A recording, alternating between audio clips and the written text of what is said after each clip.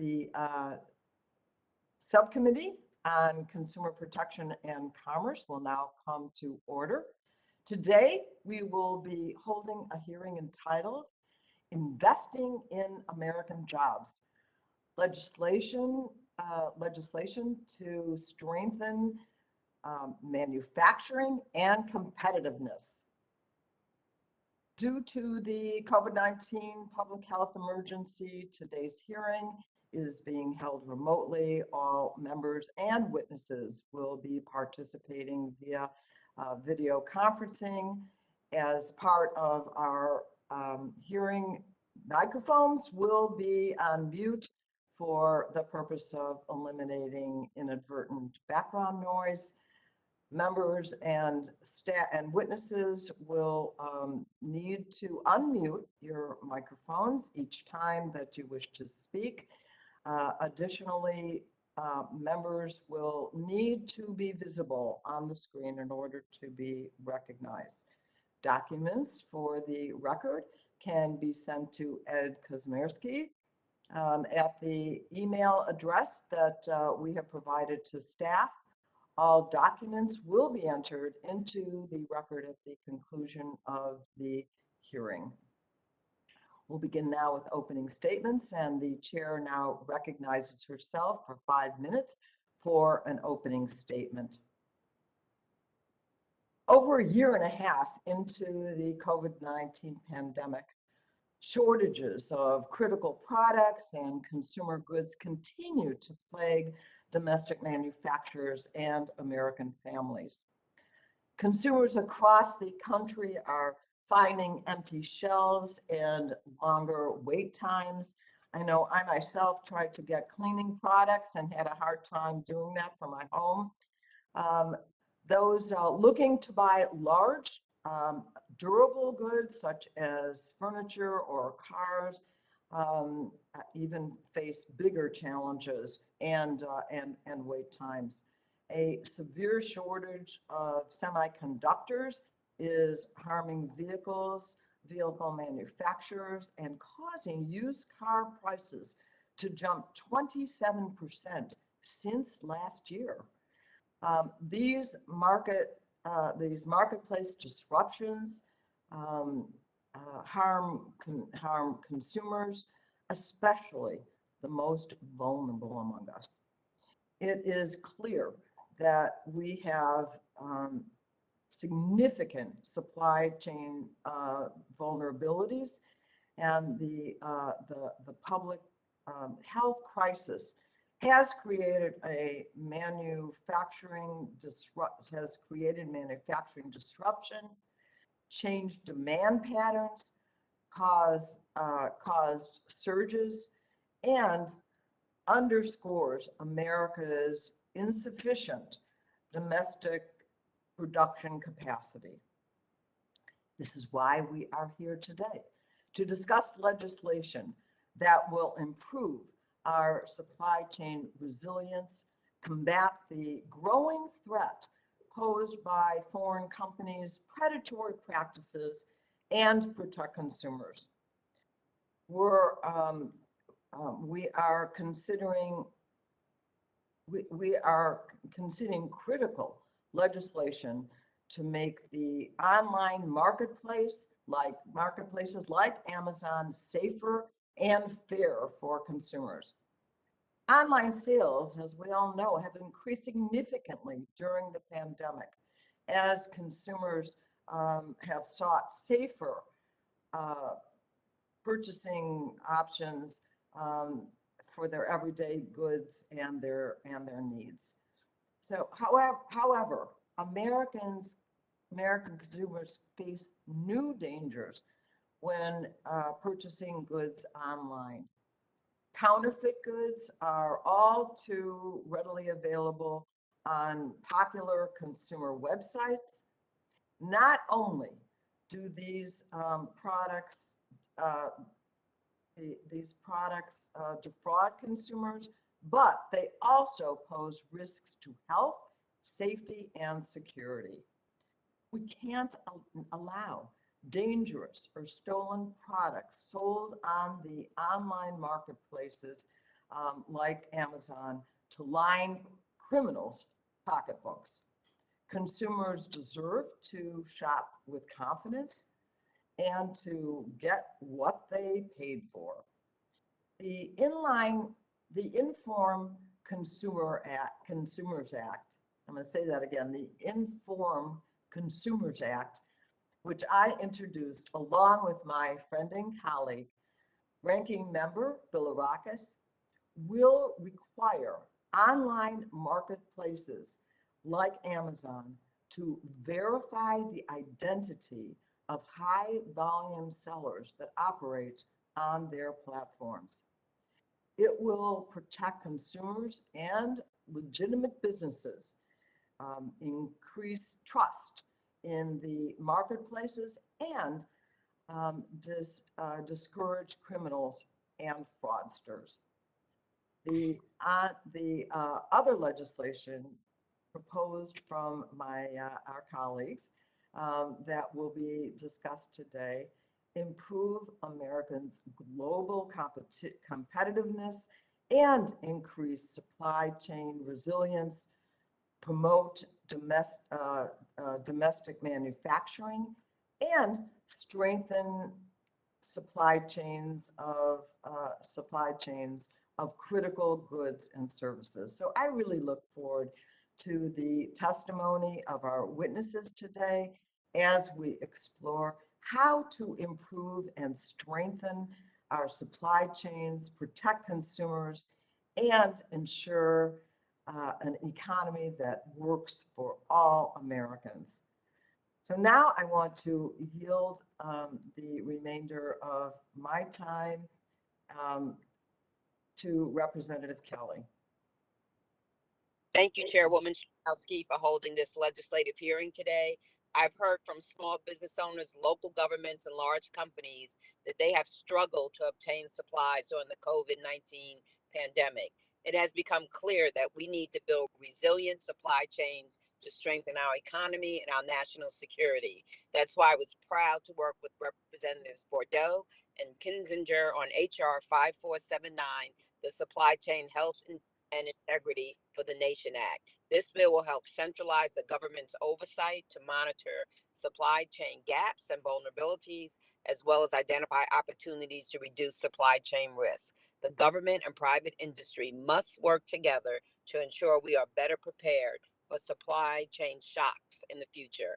I hope that my colleagues on both sides of the aisle will support this bipartisan legislation. I would also like to enter into the record a letter from Justin Oberman, the founder of Assemble, and a letter from Rep. Bordeaux in support of HR 5479. Thank you so much, and I yield back. The chair now recognizes Mr. Bilirakis, the ranking member of the subcommittee, for his 5 minutes of an opening statement. Mr. Bilirakis, you're recognized.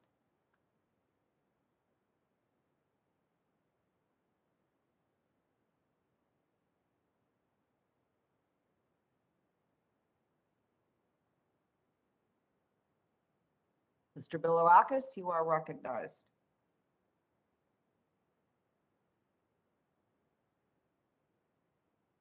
Are you here?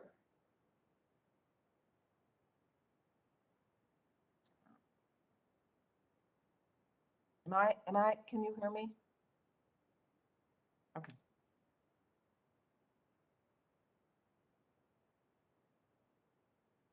Let me recognize then. He's just muted. Oh, are you muted, Gus? Gus. Oh, he's trying to unmute. I'm unmuted. There you go.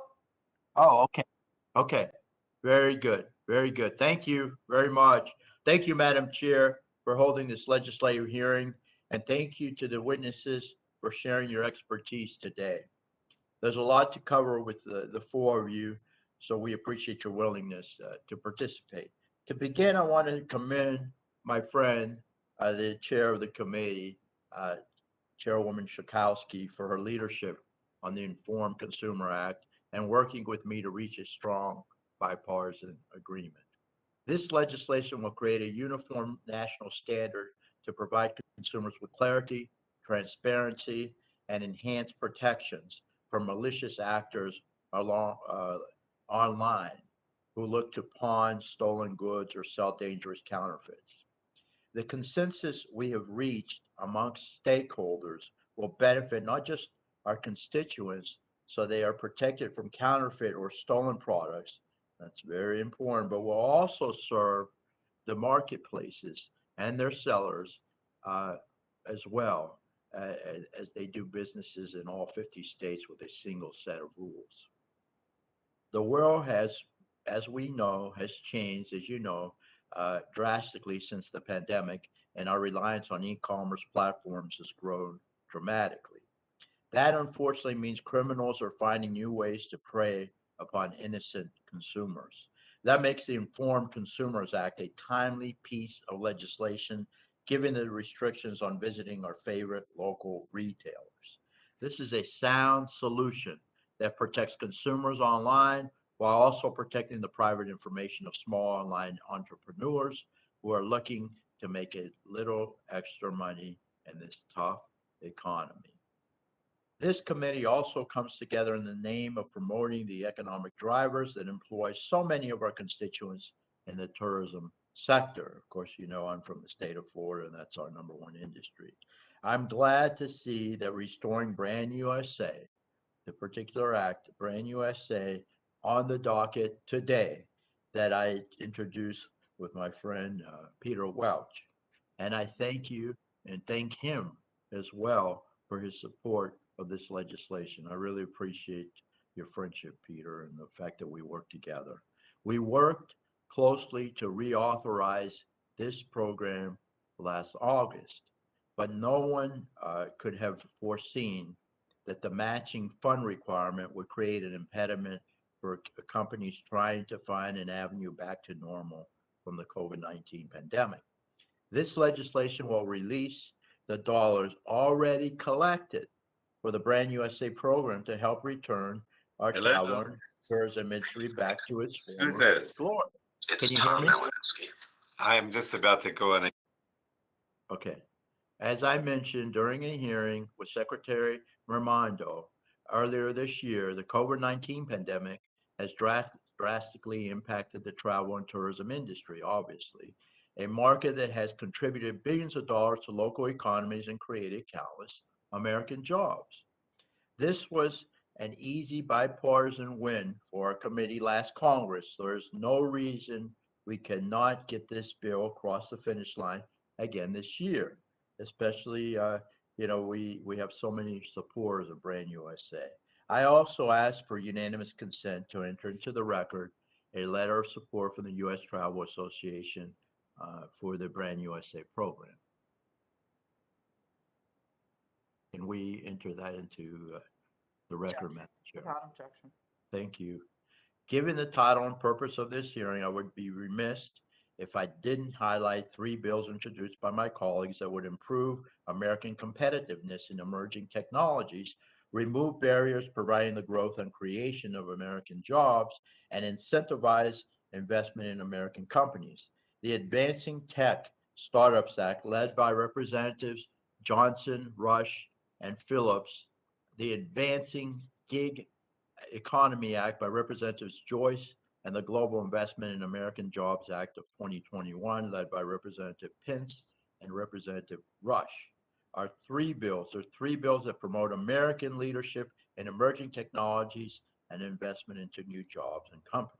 I look forward to the discussion today so we can move to a markup and we review the docket. As we review the docket, I encourage everyone to think about how we need to be thoughtful and purposeful in how we legislate, especially when it comes to the use of the American taxpayer dollars and the future prosperity of our country. I'm hopeful we will continue with a regular order process on these bills so we can put them through the kind of scrutiny and improvement this committee has demonstrated in the past. Thank you, Madam Chair. I appreciate it very much, and I yield back. The gentleman yields back, and I now recognize the chair of the full committee, Mr. Pallone, for 5 minutes. Thank you, Chairwoman Schakowsky. Today, the committee continues its work of revitalizing our economy by examining legislation to strengthen our manufacturing and competitiveness. And America's competitiveness helped build the largest, most dynamic economy in the world, but it's facing unprecedented challenges. For 3 decades, the Institute for Management Development designated our nation's economy as one of the 5 most competitive in the world. But since 2019, that ranking has fallen to 10th, making it more difficult for our economy to create good paying jobs for the American people. The decline in our international competitiveness has been exacerbated by the steady erosion of America's industrial might. Once the envy of the world, our manufacturing base has faced steady headwinds for decades now. Between 2002 and 2016, our nation's share of global manufacturing activity declined from 28% to just over 18%. And more than 5 million manufacturing jobs have been lost since 2000. Investment in America's small and medium manufacturers, the bedrock of our industrial might, has also declined over the last 20 years by more than 200 billion. Now, these numbers are staggering, and they come at a time when the industrial power of our international counterparts is on the rise. China superseded the United States as the world's largest manufacturing country in 2010. And manufacturing output has grown faster in Germany, Mexico, and South Korea than it has here in the US. And as a result, America now relies on production in other countries for many of our necessities, such as consumer electronics, household goods, food, pharmaceuticals.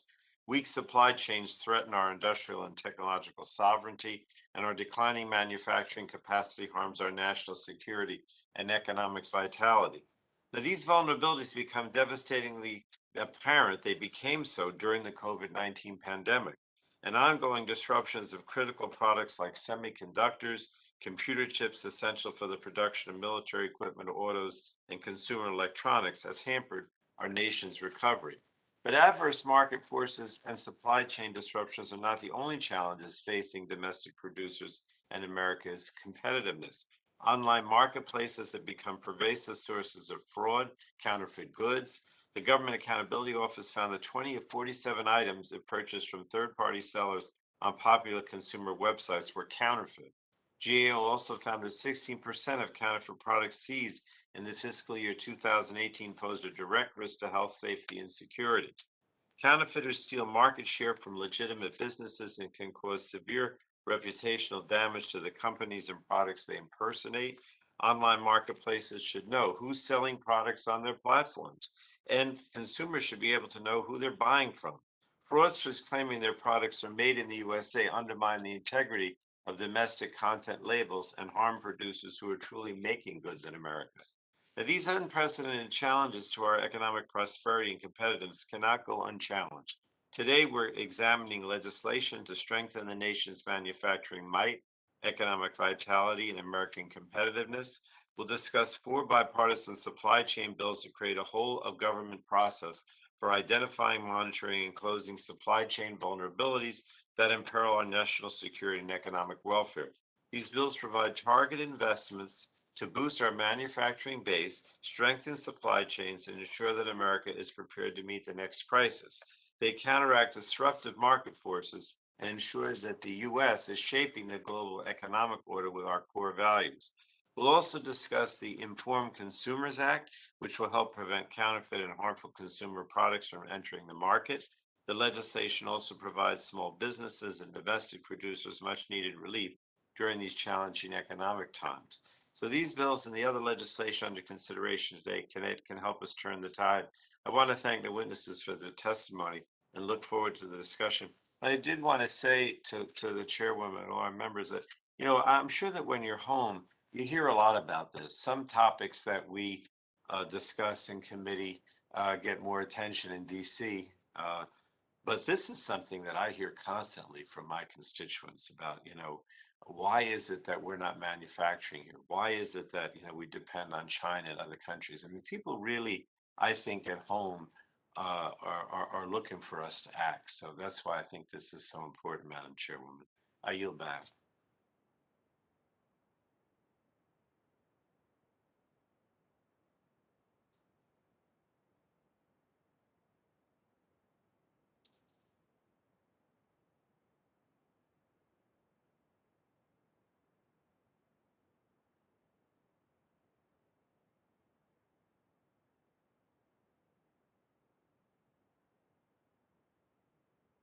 Sorry about that. The chair now recognizes Ms. Rogers, wishing her good health, the ranking member of the full committee, for her 5 minutes of opening statement.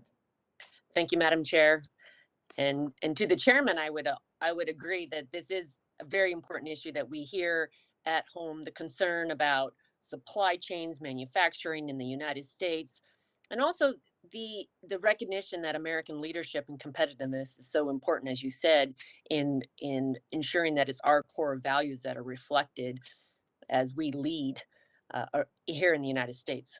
There are certainly very noteworthy initiatives that are going to be under consideration, and I appreciate the committee spending the time today. We want to be encouraging more investment in the United States of America. We want to be increasing responsibility on e-commerce platforms, assisting the travel and tourism rebound from the pandemic, and promoting clear national strategies for emerging technology. All of this is important to America's leadership and competitiveness, and I'm encouraged to see our members working together as these supply chain challenges persist. All you have to do is look at the LA port or the store shelves that are empty. And even the White House yesterday admitted that they're not going to be able to guarantee that our holiday packages arrive on time, that we need to start our Christmas shopping now. This crisis plus labor shortages are increasing cost on Americans. And we're seeing inflation at a 13-year high. We need to be focused on solutions that are going to strengthen America's economy and not just scoring political points with more reckless spending. As the Republican leader on this committee, I must raise concerns about the legislation to authorize $40 billion of taxpayer funds. As I understand, this proposal may serve as the committee's response to the United States Innovation and Competition Act, USICA, that passed the Senate earlier this year. While the Senate might have changed the name of the Endless Frontiers to USICA, it doesn't change my view of this legislation. I'm concerned about trying to beat the Chinese Communist Party at their own game through expansive government subsidies. It's not how we will win the future. We cannot let countries like China control critical supplies, materials, and technologies that drive the economy and determine the future. Creating new, duplicative, multi-billion-dollar programs and trying to outspend the Chinese Communist Party is not the solution. We should be addressing significant challenges to the security of our manufacturing sectors and supply chains, like overregulation, permitting reform, tax burdens, and unclear rules of the road for businesses, creating low barriers to entry, and lifting the tax and regulatory burdens will lead to economic competitiveness, leadership, and prosperity. That's what we set out to do in the American Compete Act, which is undergoing administrative action. Unfortunately, time and time again, we see that the majority's answer to virtually every pressing issue is to spend more money. It's unsustainable, and it's going to create more problems than it solves. These vulnerabilities in our supply chain were exposed during COVID-19 and the pandemic, and they continue to reverberate throughout our domestic industries. Not only do we see the Biden-Harris administration ignoring the underlying causes of the rampant supply chain and domestic manufacturing crises we're seeing, the Biden-Harris administration is increasing the regulations, and the reconciliation, tax, and spending spree is only going to make these issues worse, make us more dependent upon China. Whether it's the continued rush to green, forcing adoption of renewables and electric vehicles, or the price controls on prescription drug medicines, these are the priorities that are going to destroy hope of America being the globally competitive economic leader. Throwing another $10 or $100 billion to pay off industry is not going to make these issues go away. And unfortunately, it's only going to make us more dependent upon China.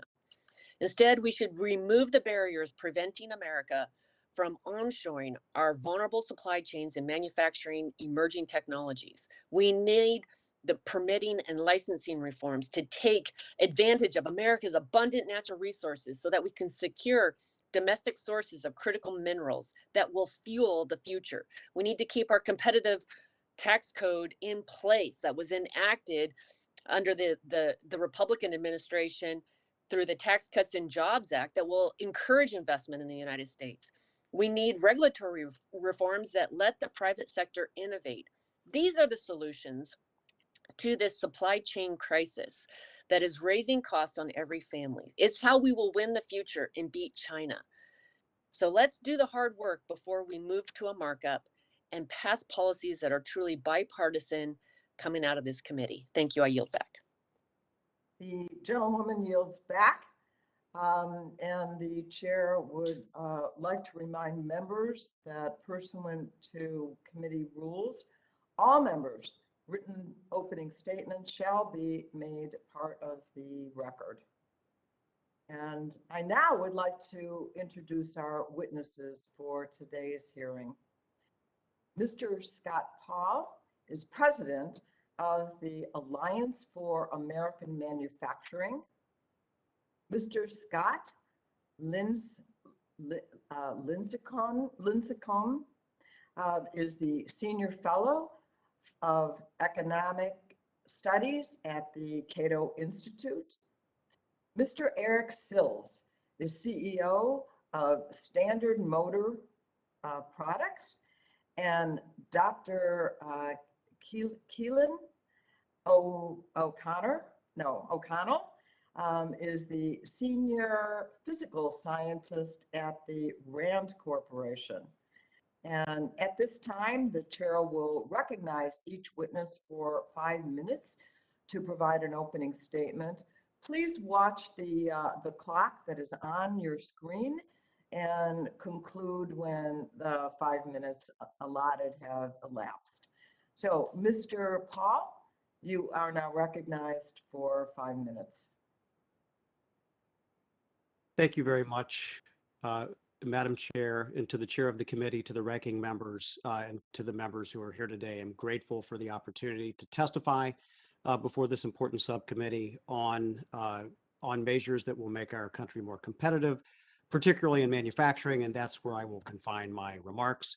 I believe you'll have a copy of my written testimony. It runs 6 pages. That's well over 5 minutes, so I will summarize the highlights, and I'll very much look forward to your questions. I would add that over the last 15 years, I have been to, I think, virtually all of your states to talk to workers and voters about these concerns, and have been to a lot of these industrial towns, and have I share the sentiment of the chairman when it says this is a top of mind issue for voters, even if it doesn't always rise to the top in Washington, D.C.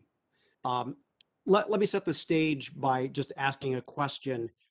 Do we have a problem that needs to be solved? And the answer is absolutely yes. Obviously, there are acute supply chain challenges. As Mr. Pallone pointed out, there have been longer term declines in the relative performance of American manufacturing.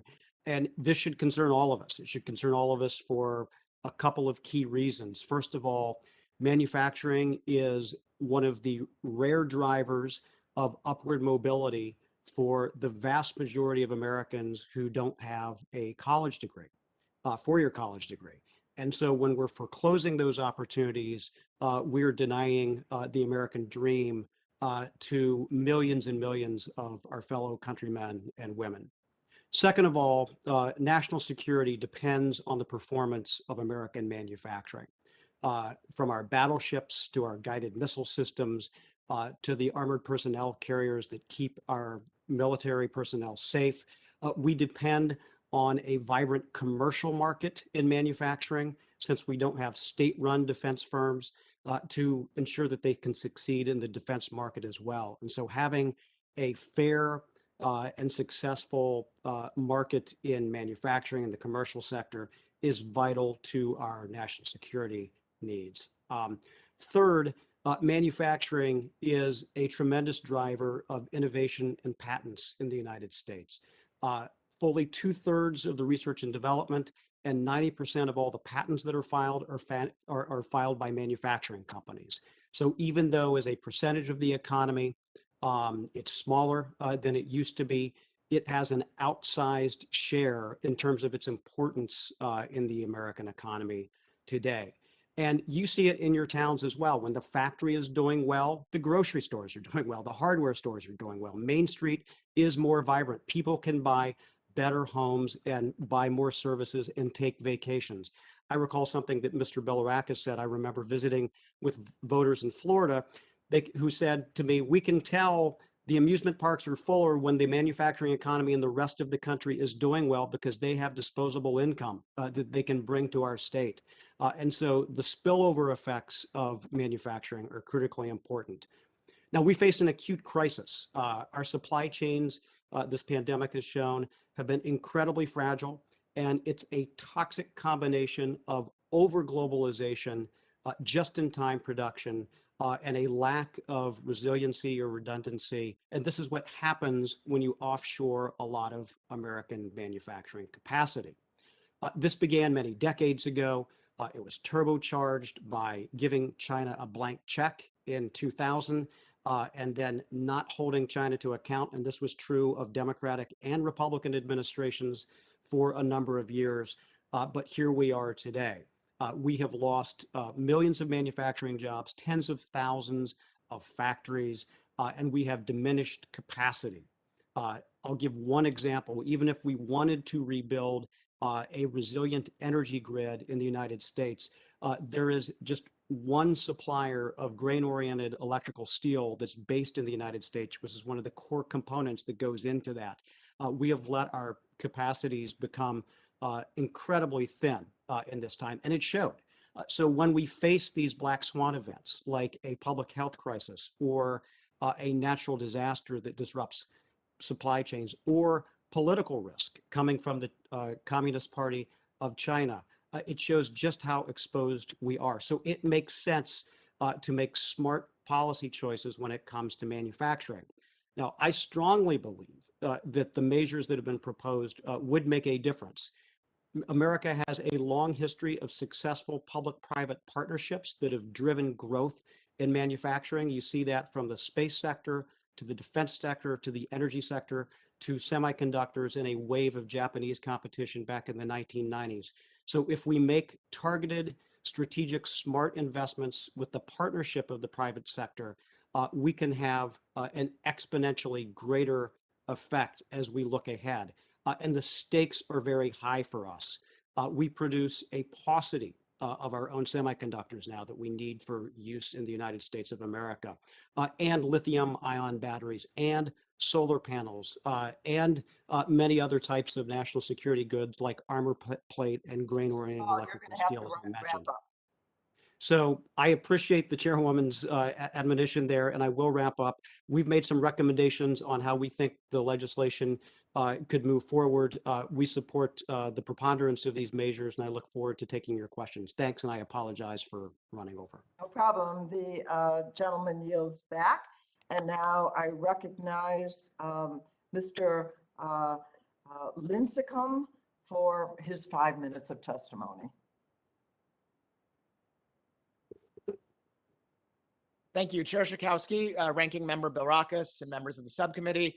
My name is Scott Lincecum, and I'm a senior fellow in economic studies at the Cato Institute, where my research focuses on manufacturing, industrial policy, and global supply chains.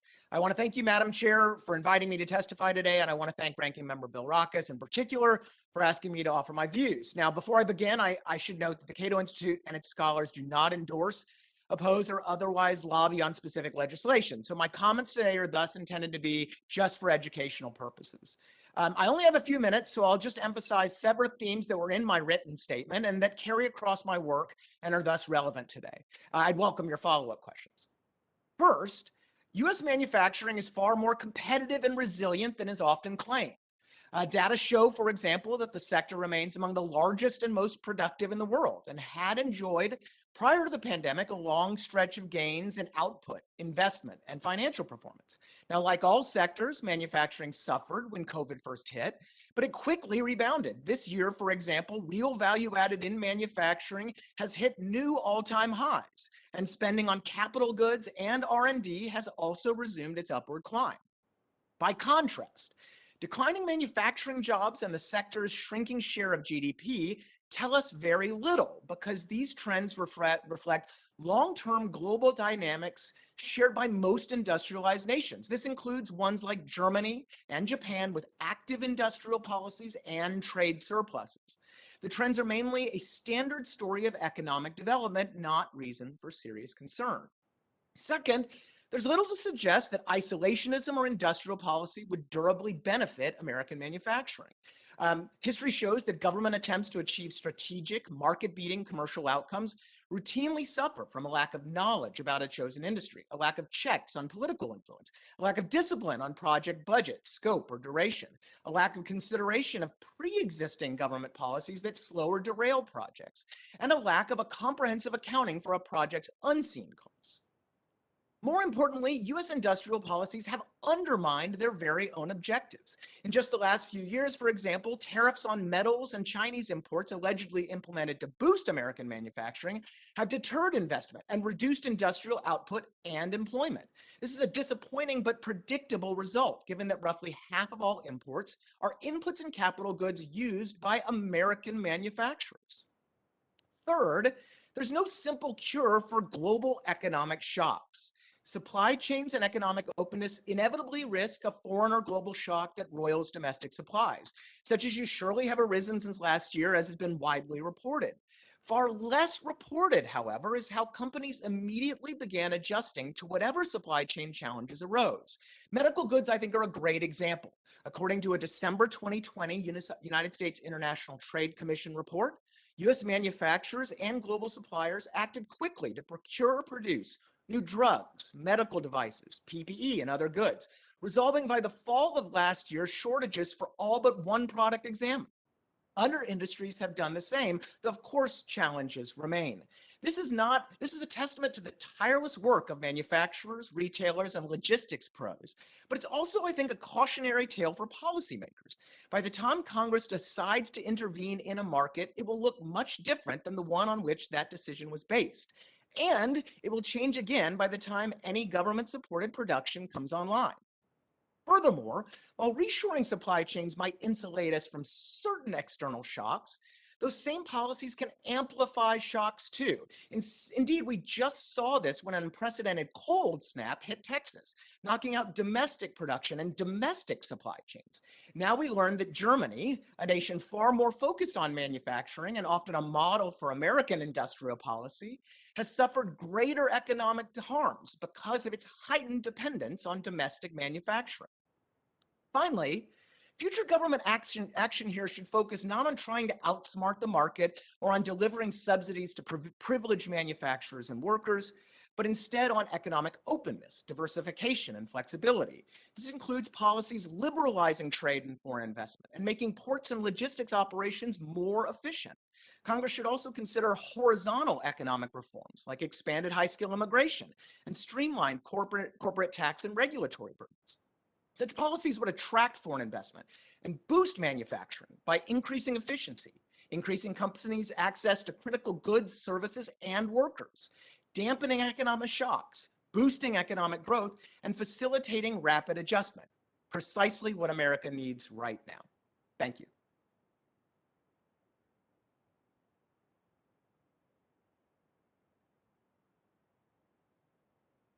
Thank you very much. And now I welcome the testimony for 5 minutes of Mr. Sills. Thank you, and it's truly an honor to be serving as a witness here today. My name is Eric Sills, and I'm the CEO of Standard Motor Products.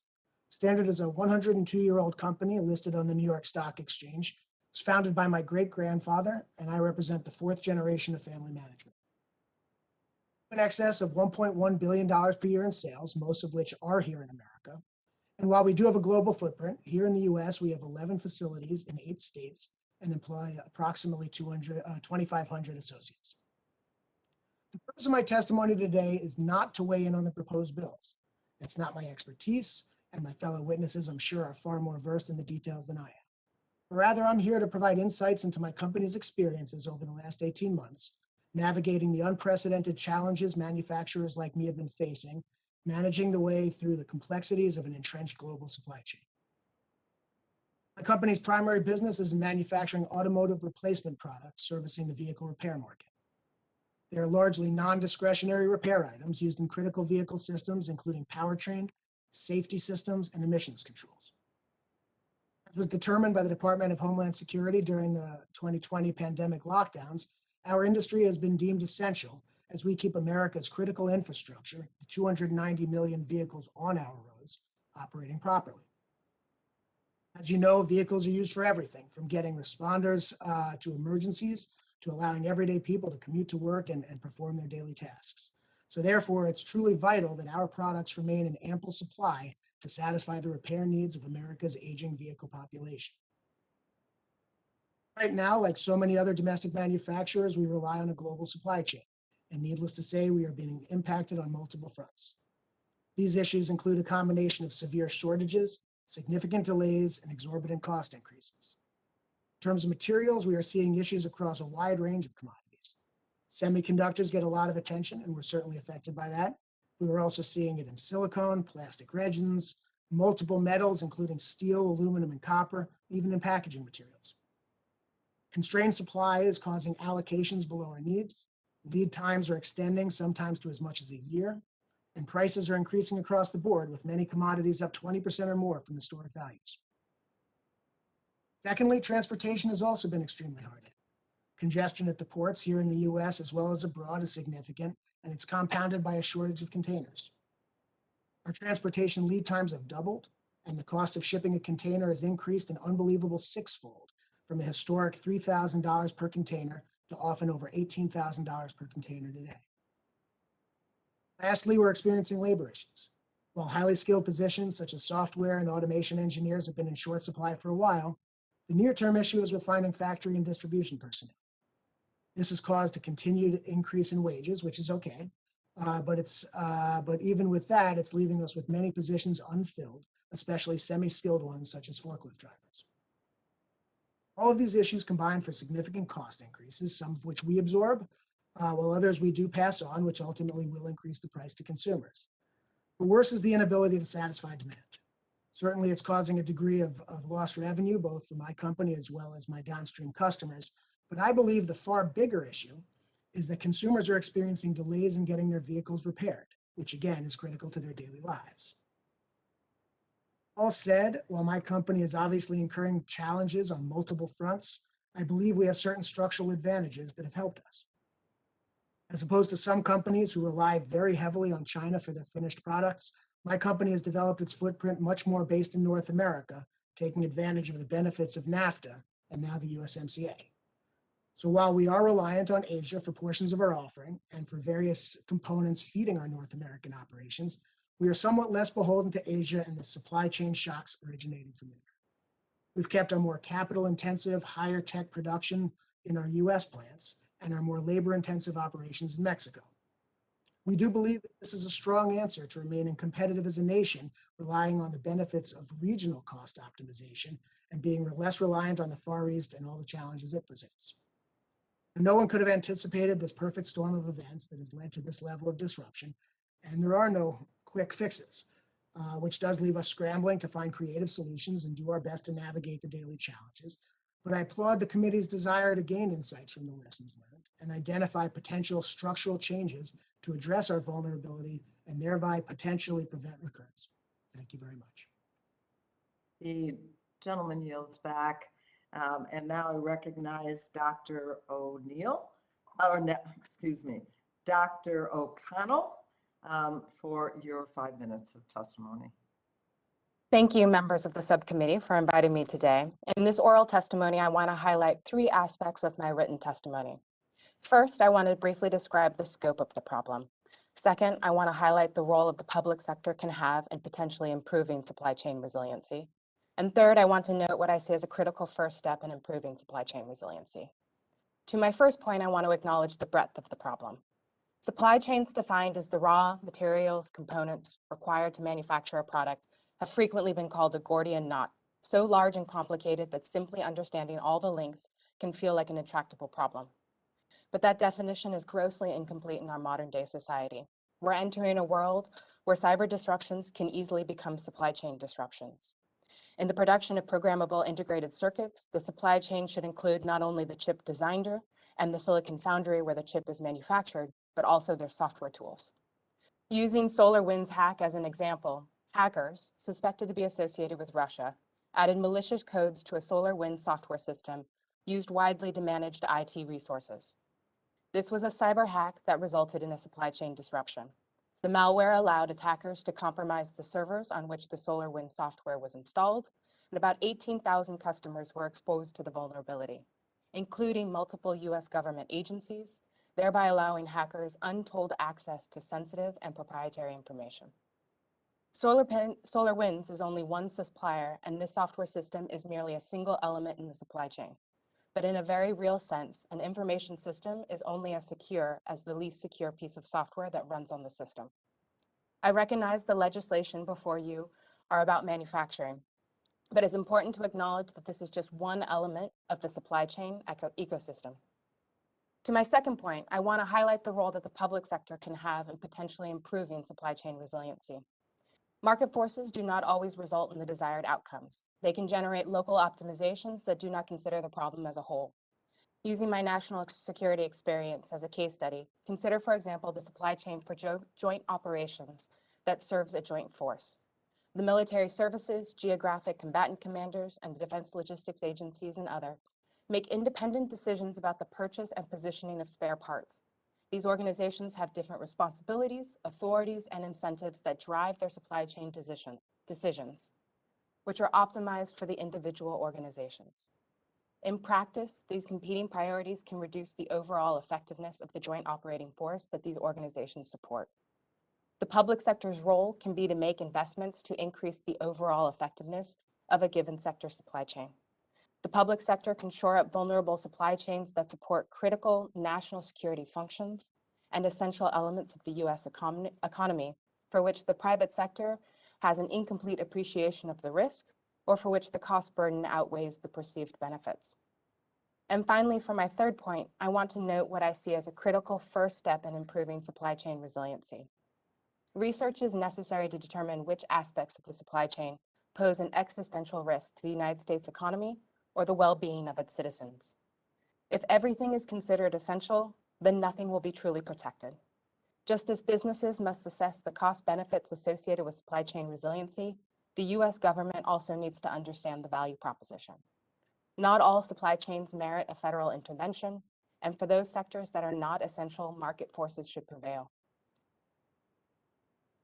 Initial work is underway, but there's still significant analysis to be done.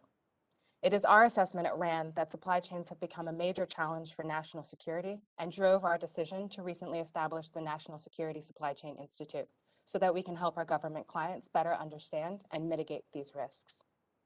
Highly interconnected supply chains are a fact of life. For Kathy, complete restoration, bringing both benefit and vulnerabilities.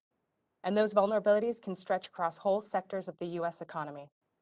It's a national security issue in the most basic sense, a set of interests that, if disrupted, could directly affect the health and well-being of the United States and its allies.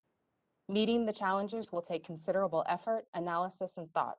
I look forward to your questions.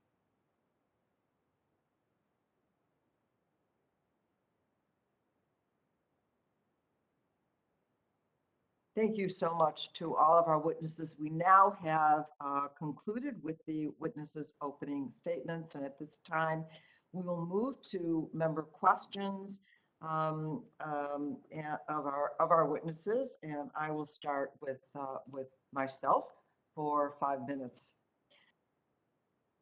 So reinvesting in America's manufacturing base is absolutely crucial to growing the economy and creating more jobs. But to ensure that those are good paying and secure jobs, we have to put workers at the core of our effort to strengthen our manufacturing base. So my question first goes to Mr. Paul. To strengthen our manufacturing base and to compete globally, Do you think that we need to compromise our labor standards such as living wages and health coverage and workplace health and safety? Thank you for the question. The simple answer is no, and I'll be happy to explain. The United States is not going to win a race to the bottom. It will find it to be self-defeating. We've seen that there's a concept called labor arbitrage, and there's considerable economic evidence that as we opened up our markets and reduced tariffs, that it had downward pressure on wages in the United States. There are ways to combat this. Obviously, investing in manufacturing domestically is one of those. We need to ensure that our trade laws are strong and strictly enforced, particularly when it comes to workers' rights violations in other countries. I believe the USMCA made some progress on that. But the United States, for example, in the solar panel sector, right now, a lot of polysilicon is produced in Western China, in the Uyghur region, and there's a great deal of evidence that it's produced with forced labor. We don't want to be in a position of having to compete with that or have our workers compete with that. So it will take an all-of-government approach, but the way to succeed in manufacturing is to have workers partnering with businesses to make successful innovations and efficiencies that will make them more globally competitive, and not to pursue that race to the bottom, which we will never win. Thank you. Dr. O'Connell, are there other industrialized nations that have high labor standards, that have thriving industrial bases? And let me ask you, and are there any lessons that we can learn from those countries? Certainly, and I think it's been mentioned quite a few times, Germany has a very healthy wage for their manufacturing sector and have strategically managed their manufacturing sector. Most notably, they have invested considerably in sort of the global good for research and development that can benefit their small and mid-sized enterprises to ensure that they can get access to innovation and improving their manufacturing capabilities. Thank you. I wanted to ask a question of Mr. Sills. The Informed Consumer Act will require online marketplaces to verify third-party sellers and to disclose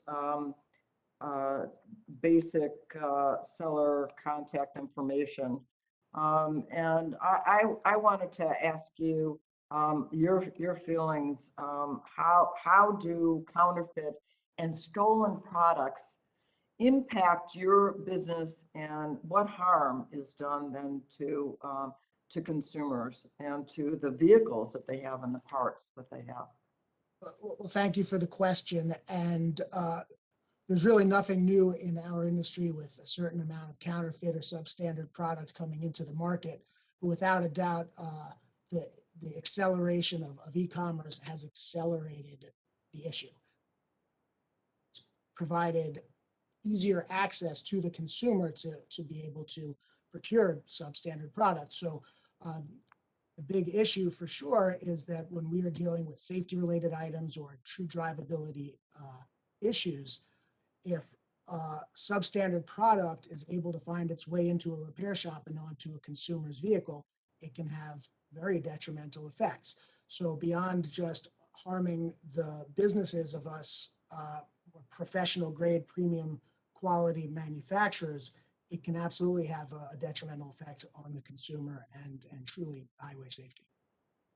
Thank you so much. I yield back and recognize Mr. Bilirakis for 5 minutes for questions.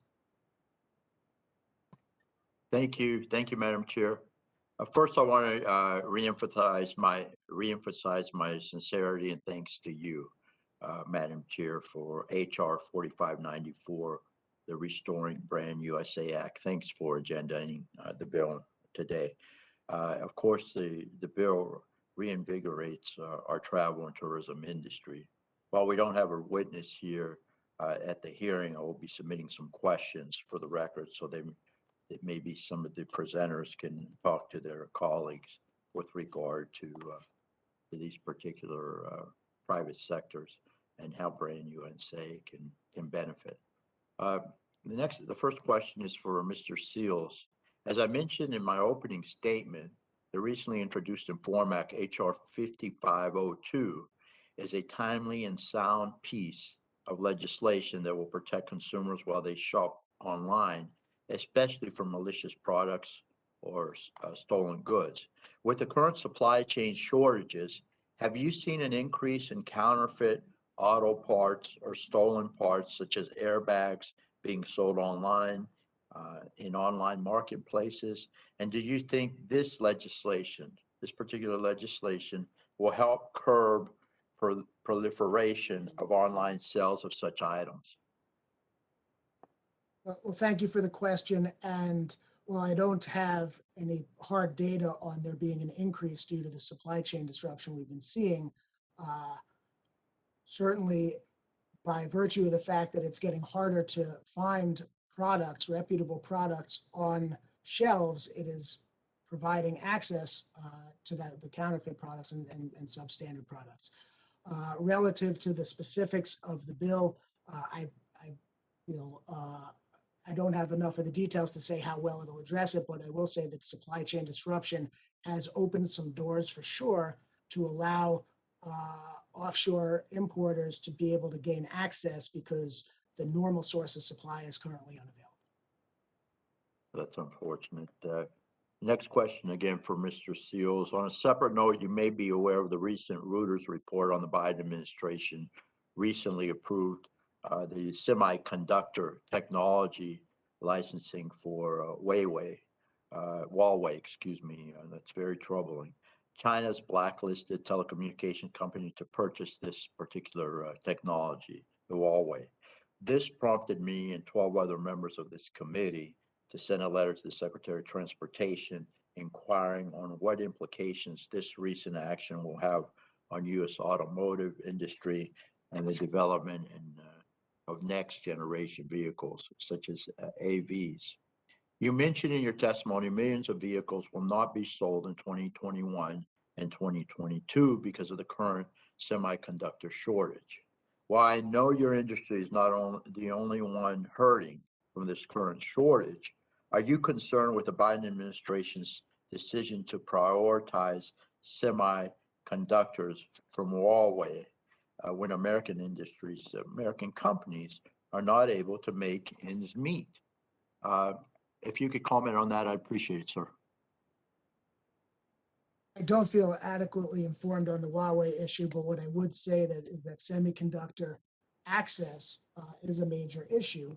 And so anything that we can do to increase the source of supply, and really for my industry, it tends to be more on the legacy chips, which I'm glad to see that there is some emphasis on creating some increased capacity to be able to provide the types of chips that are used in some of the more legacy automotive products. But I believe anything that we can do to ensure ongoing, secure, robust supply is a positive, certainly for my company and my. Mr. Lincecum, do you wish to comment? Yes, thank you. So I also can't speak to the specific transaction or the national security determination for Huawei. But I do think it's important to note that with respect to U.S. sanctions and semiconductors, that this is a fantastic example of some of the unintended consequences that can pop up from American industrial and trade policies, because there's some evidence that overbroad primary and secondary sanctions on chips and chip producing equipment to China have actually contributed to the current chip shortages, because Chinese firms have hoarded chips in response to U.S. sanctions, or they've been able to produce these low-end legacy bulk commodity chips, decreasing global supply. And these didn't have any really national security nexus. So certainly, it's of course important, from a national security perspective to deny potentially national security related products. But we do have to be acutely aware of the potential blowback for the U.S. economy and for U.S. manufacturers. Thank you very much. I'll go ahead and submit the rest of my questions for the record. Thank you, Madam Chair. I yield back. Thank you. The gentleman yields back, and now I recognize the chair of the full committee, Mr. Pallone, for 5 minutes of questioning. Thank you, Chairwoman. I wanted to ask Mr. Paul, globalization, protectionist policies, and market interventions by other countries have profoundly changed the global economic landscape. But how have these market forces affected our manufacturing sector and American competitiveness, if you will? Thank you for the question, Mr. Chairman. These both broadly globalization and specifically some elements of it have had profound consequences for American manufacturing over the last 2 decades. Your own opening statement pointed out that our relative performance to other leading industrialized countries has declined. We find that in key sectors within the United States as well, import penetration, or the amount that we are dependent on imports to satisfy our domestic consumer demand, has increased extraordinarily as well in things, again, that have strategic importance like semiconductors, photovoltaic cells, and many other types of items and components that go into American manufacturing. Now, this is not a naturally occurring event.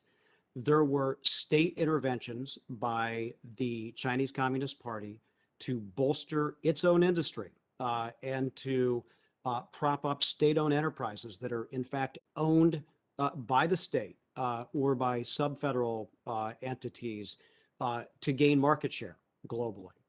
That in combination with a trade policy that was far more about liberalization than it was about enforcing the rules in the United States over a period of decades, led to some serious declines. These have been documented by economists at MIT, like David Autor, or at the New York Federal Reserve and at Yale, a seminal study called The Surprisingly Swift Decline of American Manufacturing, that can all be traced back to this combination of globalization and then the rules that were laid out to do it.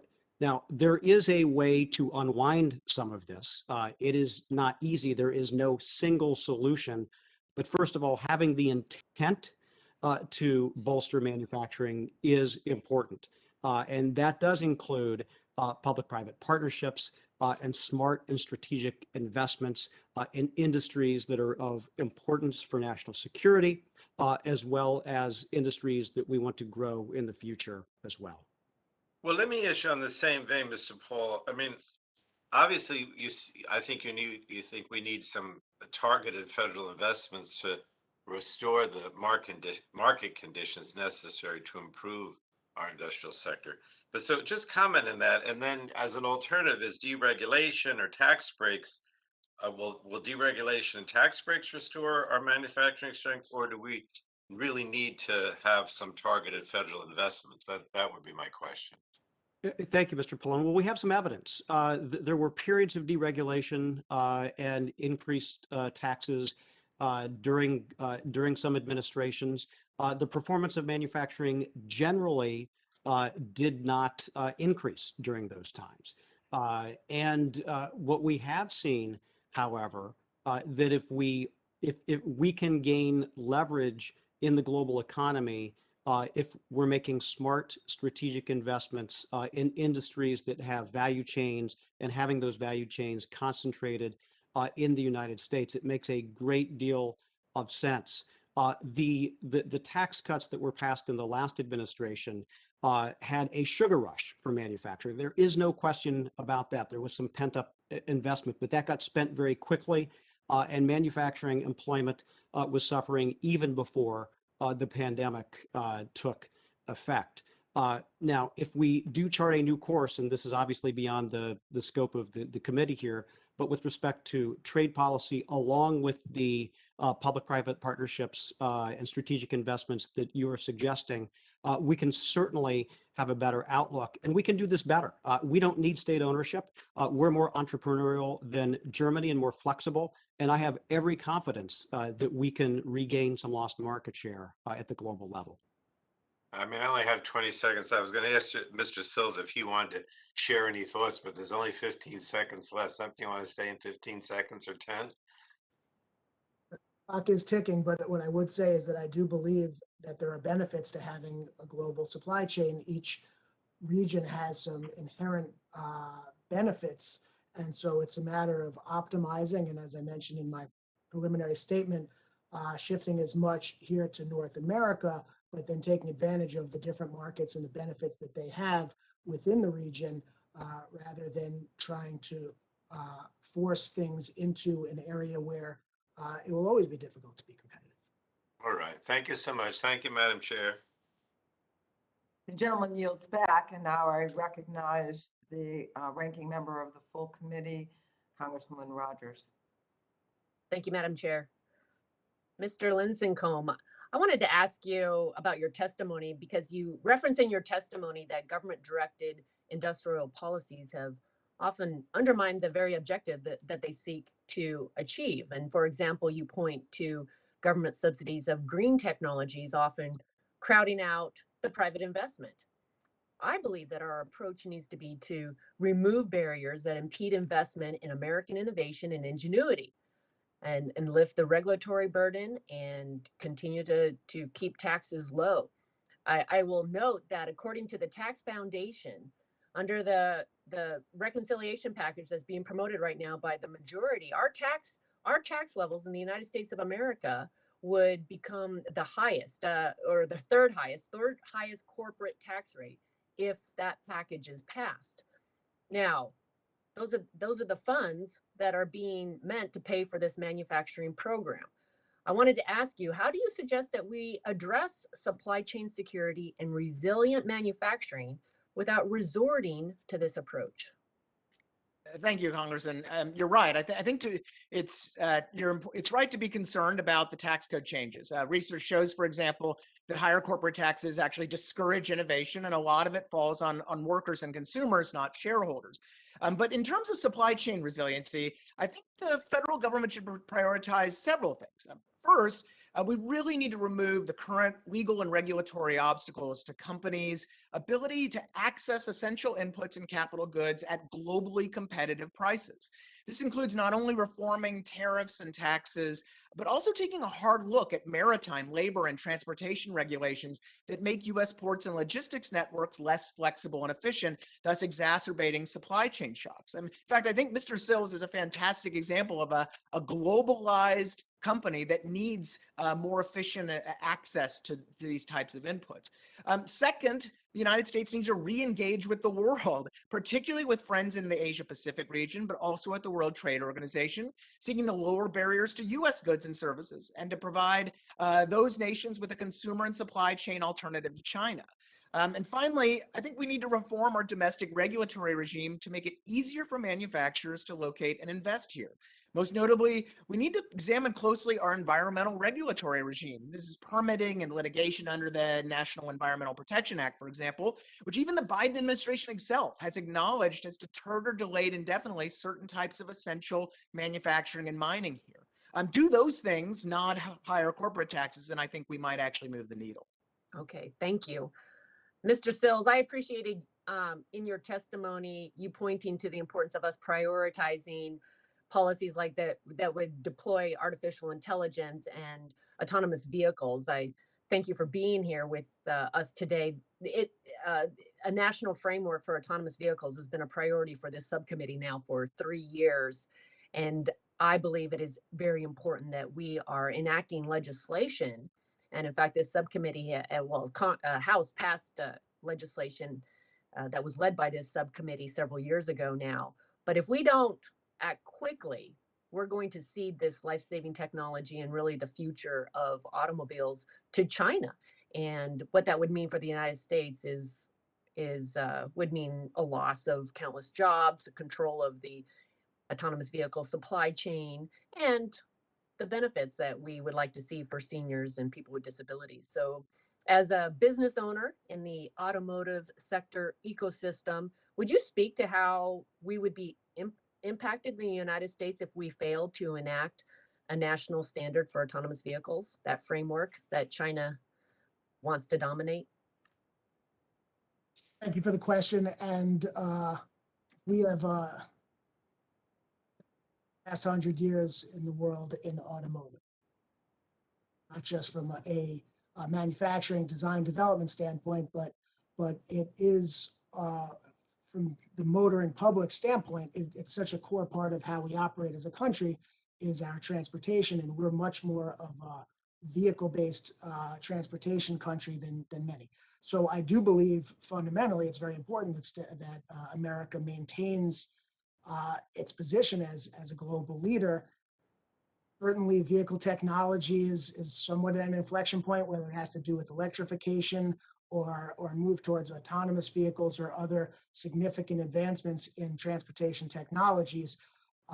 It would be a true shame for sure if we as a country ceded that leadership. So I think it's something that we need to look at all the different elements to make sure that we can continue to lead, remove obstacles where we can, because it would, as I said, be a real shame if we were to cede this leadership. Thank you. Thank you. I have more questions, but I ran out of time. I yield back. Thank you. The gentlewoman yields back, and now I recognize Congresswoman Castor for questions. Great. Thank you, Chairwoman Chakowski, for organizing this important hearing on American competitiveness and manufacturing. Thanks to our witnesses. Right now, all across America, clean energy and energy efficiency are saving consumers and businesses money. They're creating jobs. They're reducing pollution. It's clear that Americans will be demanding more efficient heat pumps, electric vehicles, solar panels, and more. And we want these products to be made in America. In the Climate Crisis Action Plan, reduced last year, we identified a number of opportunities to accelerate clean energy, the clean energy transition and manufacture clean energy technologies in the U.S. and ways to cut industrial pollution, all while securing more resilient supply chains and bolstering competitiveness.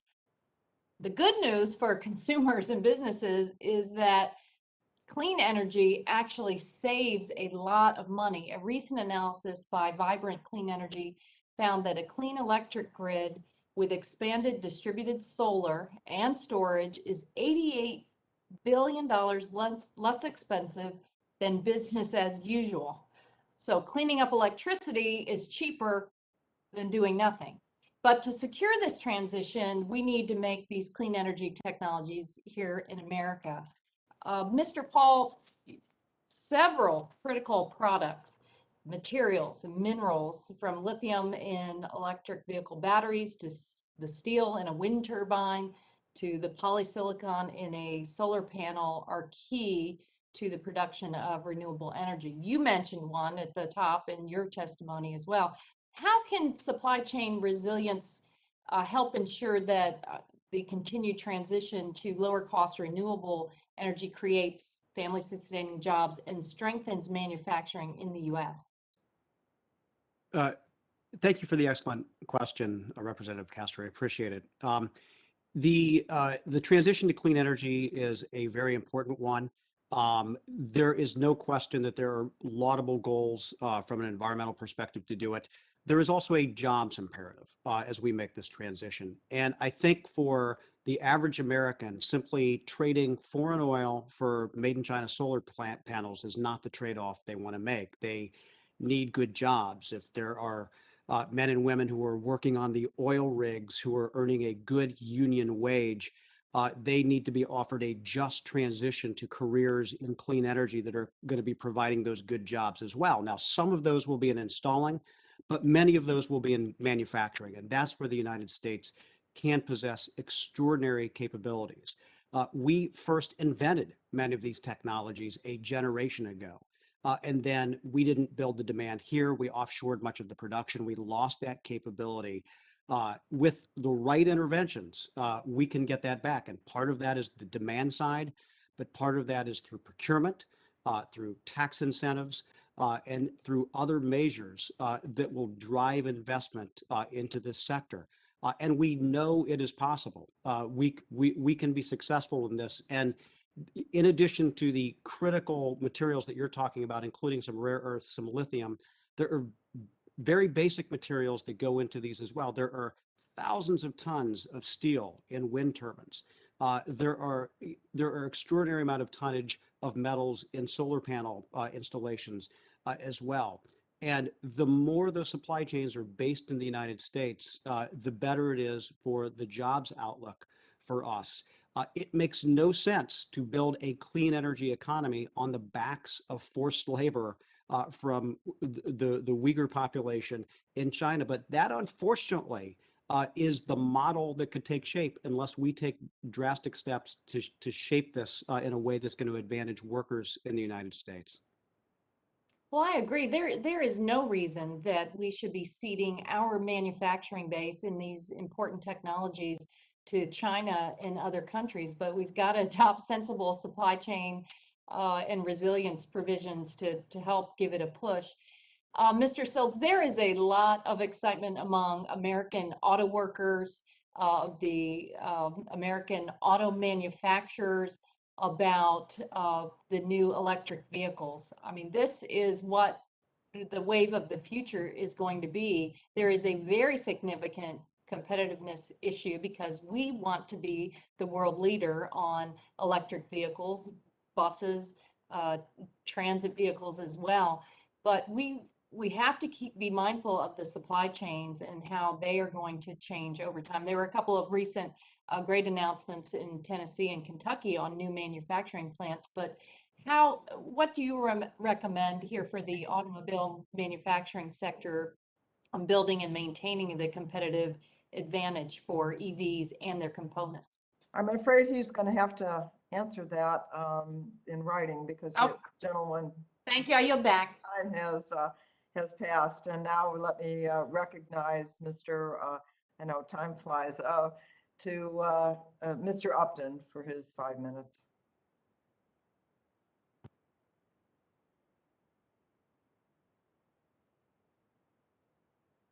Thank you, Madam Chair. Thank you. As the, I got the wrong, you're looking out my window here.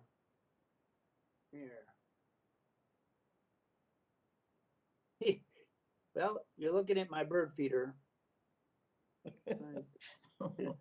There, I got it. It's a beautiful day here in rainy Southwest Michigan. I think you've got me now. Come on. There. It's a beautiful day in rainy Southwest Michigan. As the first of all, thanks for the hearing. You know, and as the top Republican on the subcommittee on energy, where many of our discussions focus on the new technologies and sources of energy that we need to use. In many of those discussions, we've talked about the materials that we need and the supply chains that are required to obtain those very materials is certainly most critical.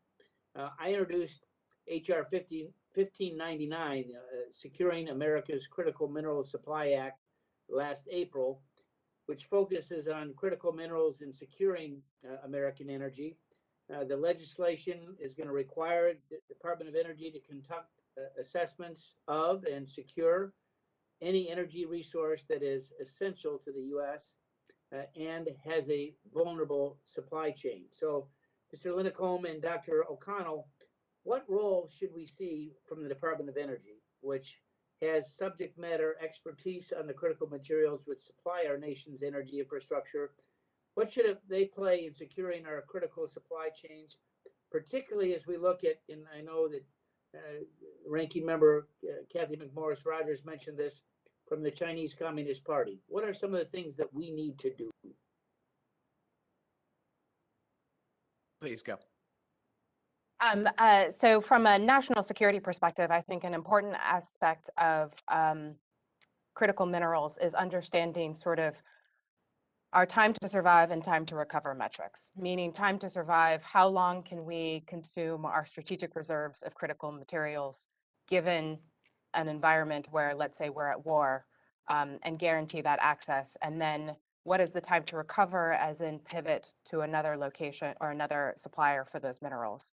Some of these minerals are just manufactured and produced in certain countries, and there's no way around it. Niobium in Brazil is a big example of that, where Chinese state-owned enterprises have invested in those mines in Brazil for niobium.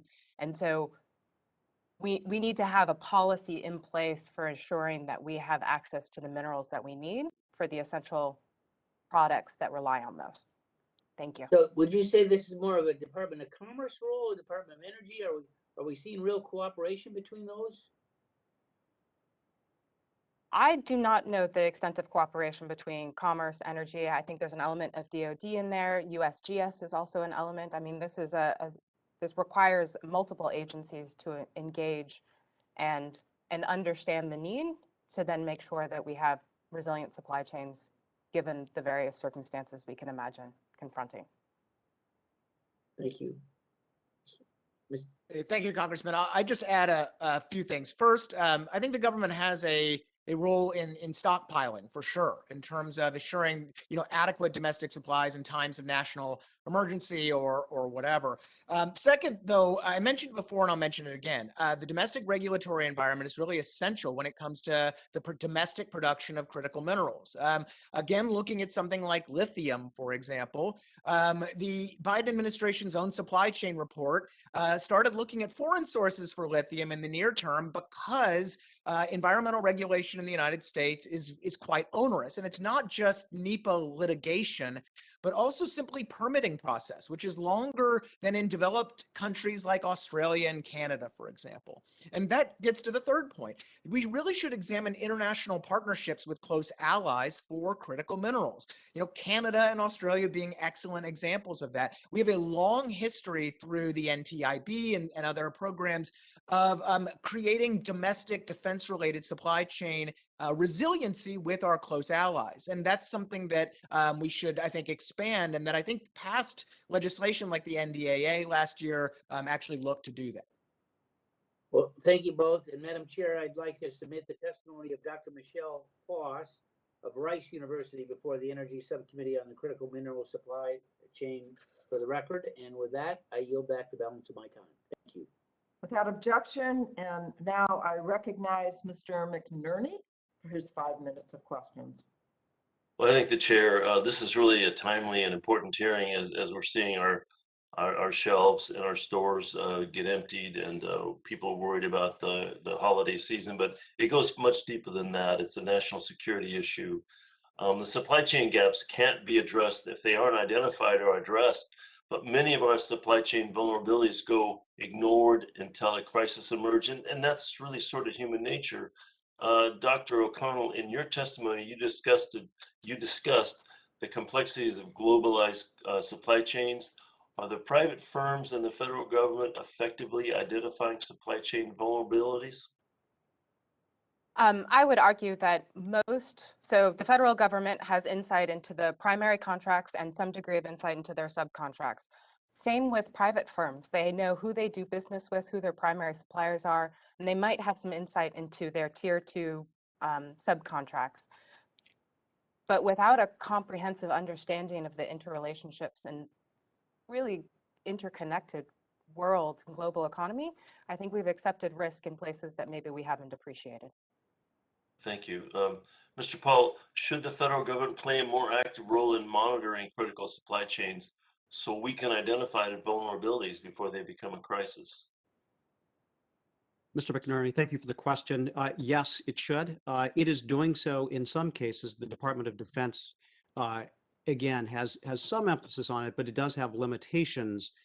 Those limitations are compounded by commercial off-the-shelf requirements and other sorts of things that make supply chain tracing a little more difficult. I think that there has been more attention on a bipartisan basis paid to this recently, beginning with the last administration and carrying into the Biden administration with the supply chain task force, as well as the supply chain executive order that have been established to look at 4 absolutely critical technologies and then to broaden the scope a little bit, I think that that information will be valuable. I will also say that some of that already exists. We published reports written by former Governor and Homeland Security Secretary Tom Ridge in 2012 and by retired Brigadier General John Adams in 2013 about significant supply chain vulnerabilities with respect to goods that are critical for Homeland Security as well as to national security. We presented those findings to the Obama administration, to the Trump administration, and as well as to the Biden administration. We're pleased that this attention has been paid. I think that that is the first step. The second step is to get solid recommendations and then to take action that will both secure the supply chains, to encourage the reshoring of those that we deem it feasible to do so, and to make some progress on this, because the pandemic was not a one-off. We know that we can expect black swan events in the future. We just don't know what form they're going to take, but we need to be prepared for that. So we should have seen this coming then. In many ways, yes. I mean, our systems run on just-in-time inventories, on very, very fragile globalized supply chains that depend on everything going absolutely right all the time. We don't build in either the redundancy, the stockpile, or the types of flexibility that we need when things aren't going right. And that can appear at any time through a natural disaster, through a global health crisis, through some political risk or military risk that's established. We haven't done a great job of mitigating against those, no. Well, thank you. Mr. Sills, thanks for testifying this morning. This morning in California, could the supply chain resilience of domestic manufacturing improve if the federal government played a more active role in monitoring the critical supply chains and identifying vulnerabilities? Well, thank you for the question. And the notion of better visibility through monitoring, superficially, of course, sounds great, but the devil's in the details. It's going to depend on the quality of the data and, frankly, the timeliness of the data. And so I think it'll be effective if you wanted to look more towards the future. So, for example, if we had been monitoring the vulnerability of microchips 3 years ago, maybe we would have been able to do something. But if it only hit the radar 9 months ago when we started to be in short supply, it would not have been something that was going to be particularly actionable. So I think a lot depends on the quality of the data and the timeliness and the usability of the data. I also think it's important to recognize that there are a lot of interdependencies in the supply chain, and to monitor just one link in the chain and ignore the interdependencies could actually lead to some misleading information. So, for example, if we spent all of our time worrying about the ports but didn't think about container availability or drivers to take product away from the ports, you're only going to be monitoring one chain, and the one link in the whole chain could be vulnerable. Okay, thank you. My time has expired, but I was going to ask Mr. Paul to answer in writing if he thinks the legislation we're considering today would have mitigated some of the problems we're seeing in our supply chain. Thank you. I yield back. Gentleman yields back, and now I welcome Mr. Latta for his 5 minutes of questioning. Well, thank you very much, Madam Chair. Greatly appreciate it. Thanks to our witnesses for being with us today. And I'm very proud of the fact that, according to the National Manufacturers' latest numbers, I have 86,000 manufacturing jobs in my district. Recently, Peloton, which is, of course, the exercise bike company, is going to be building their first plant in the United States in my district, and that'll be about 2,200 jobs. And then First Solar, which is the largest solar panel manufacturer in the Western Hemisphere, also is breaking ground to expand their facility, and that's going to add about 500 employees. So we have a lot going on in Northwest Ohio. Mr. Linscomb, if I could ask you a couple questions here. The United States is the top destination for global manufacturing investment. One of the pieces of legislation we're considering today is Mr. Pence's Global Investment in American Jobs Act, would enhance America's competitiveness on the global stage for direct or foreign direct investment, FDI, and reduce barriers to investment. How can encouraging FDI create stronger supply chains and allow U.S. manufacturers to make them more globally competitive products right here in the United States. Thank you, Congressman. I totally agree that FDI should be a priority. Studies show that foreign direct investment in the United States not only boosts the manufacturing and other industries in which these companies invest, but actually benefits the surrounding communities and the surrounding companies as being potentially input suppliers or servicing those companies. Foreign-owned companies in the United States tend to pay more, tend to trade more, tend to do and to have these established supplier networks and knowledge that I think can actually boost supply chain resilience. So you mentioned First Solar as a German company. It's really a great example of that. And that, you mentioned Peloton as well. These are companies that have a global footprint. And of course, they have domestic production and domestic jobs, but they also demand on access to global inputs and a global workforce. And so to the extent that the United States can remove regulatory and other barriers to foreign investment, including trade barriers, and giving these companies access to the raw materials, inputs, and workers they need is, I think, an excellent endeavor. Well, and First Solar is a very interesting company because it's formed by 3 individuals right here in my home county. And, it's a great story of American ingenuity and investment right here in our own backyard. But, you bring up a point that I've heard from a lot of different companies that are looking at coming in the United States. One of the things they say is that, when our energy costs were lower, and unfortunately we're seeing them go up in this past year, that they looked at the United States as a great place to come because of the energy that we have to offer. But also, Mr. Linscomb, we all know that with the COVID-19 pandemic, it's really stressed our global supply chains, and we learned areas where it can be strengthened. However, the U.S. manufacturing sector stepped up to the plate and met increased demand quickly and efficiently. Businesses like Spark Chemical, which is also in my district in Maumee, Ohio, increased production, invested in new product capabilities to get cleaning supplies out for businesses and consumers, especially at the height of the pandemic. How would regulatory barriers and government mandates prevent manufacturing industries from responding to future supply chain stocks? It certainly creates an impediment, Congressman, because it denies these companies the ability to adapt on the fly. What really is essential for our domestic legal, regulatory, tax regimes is maintaining or maximizing flexibility and adaptability in times of whatever shock comes down the road, because we really never know. Shocks actually happen pretty often in the supply chain.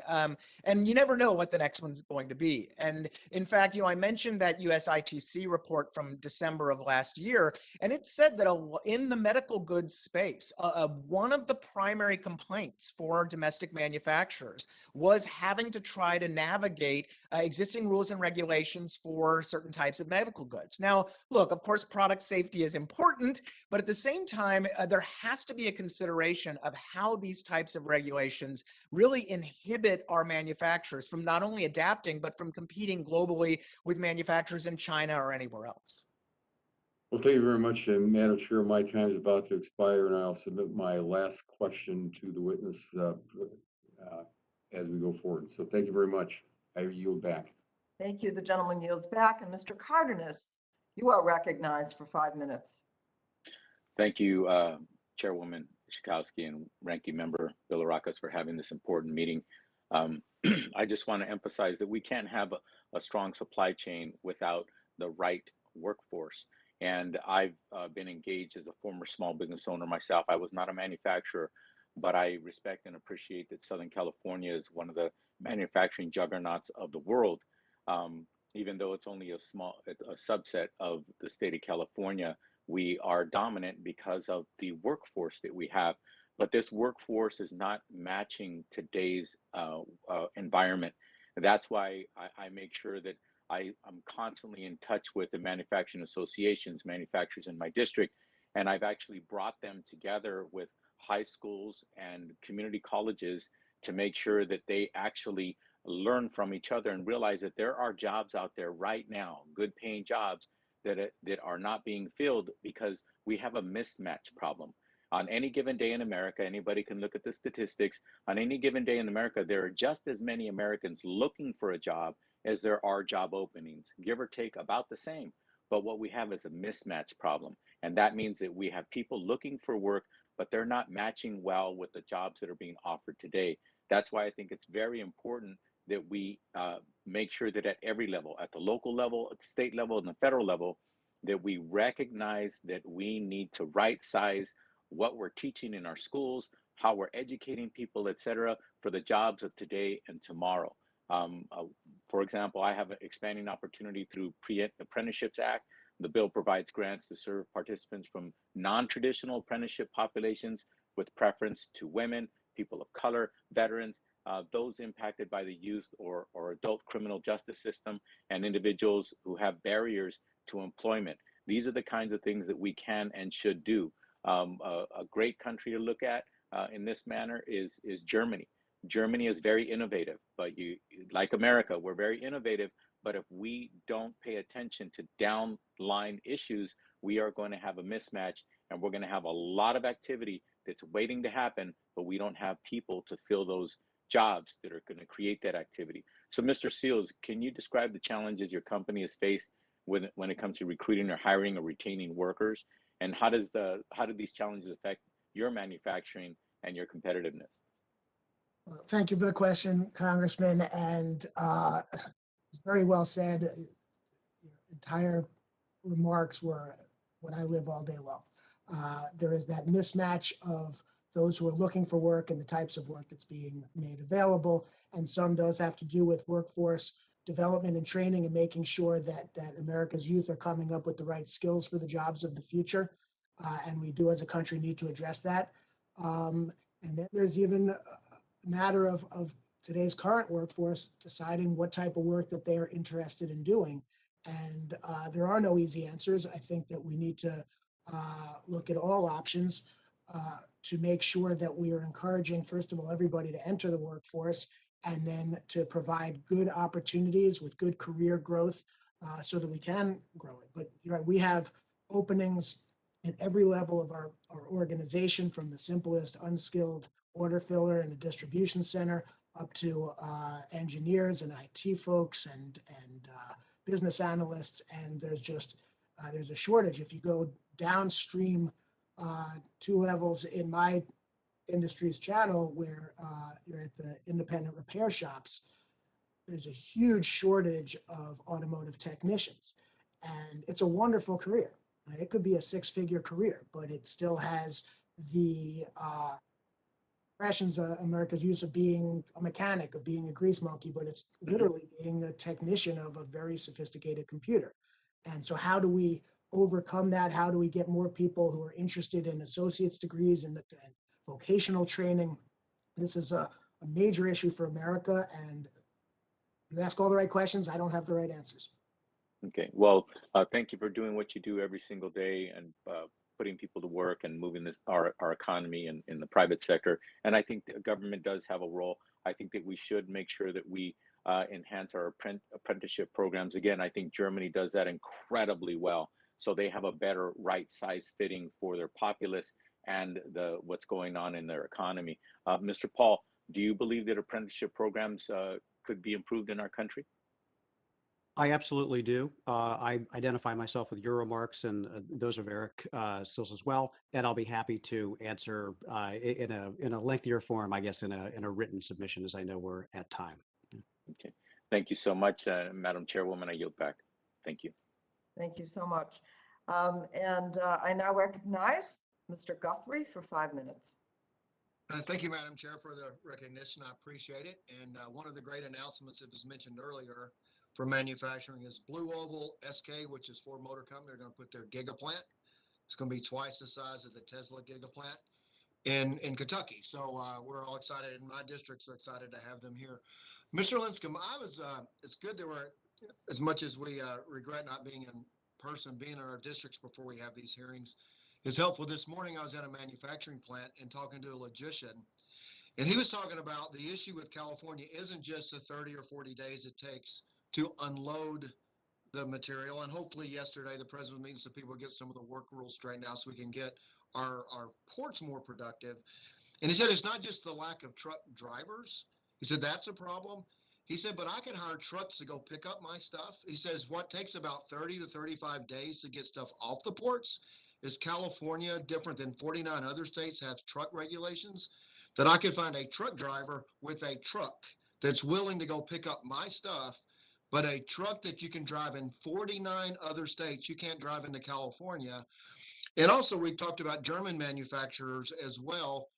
You won't hear this from multinational business leaders in Germany, but if you have access to talk to German middle level manufacturers, family businesses, people, probably businesses like Mr. Sells operate in Germany, if you're able to talk to them, they are terrified of what's going to happen this winter with the cost of energy prices because of decisions that the German government has made to go to a certain level of renewables when the technology is not there to do so.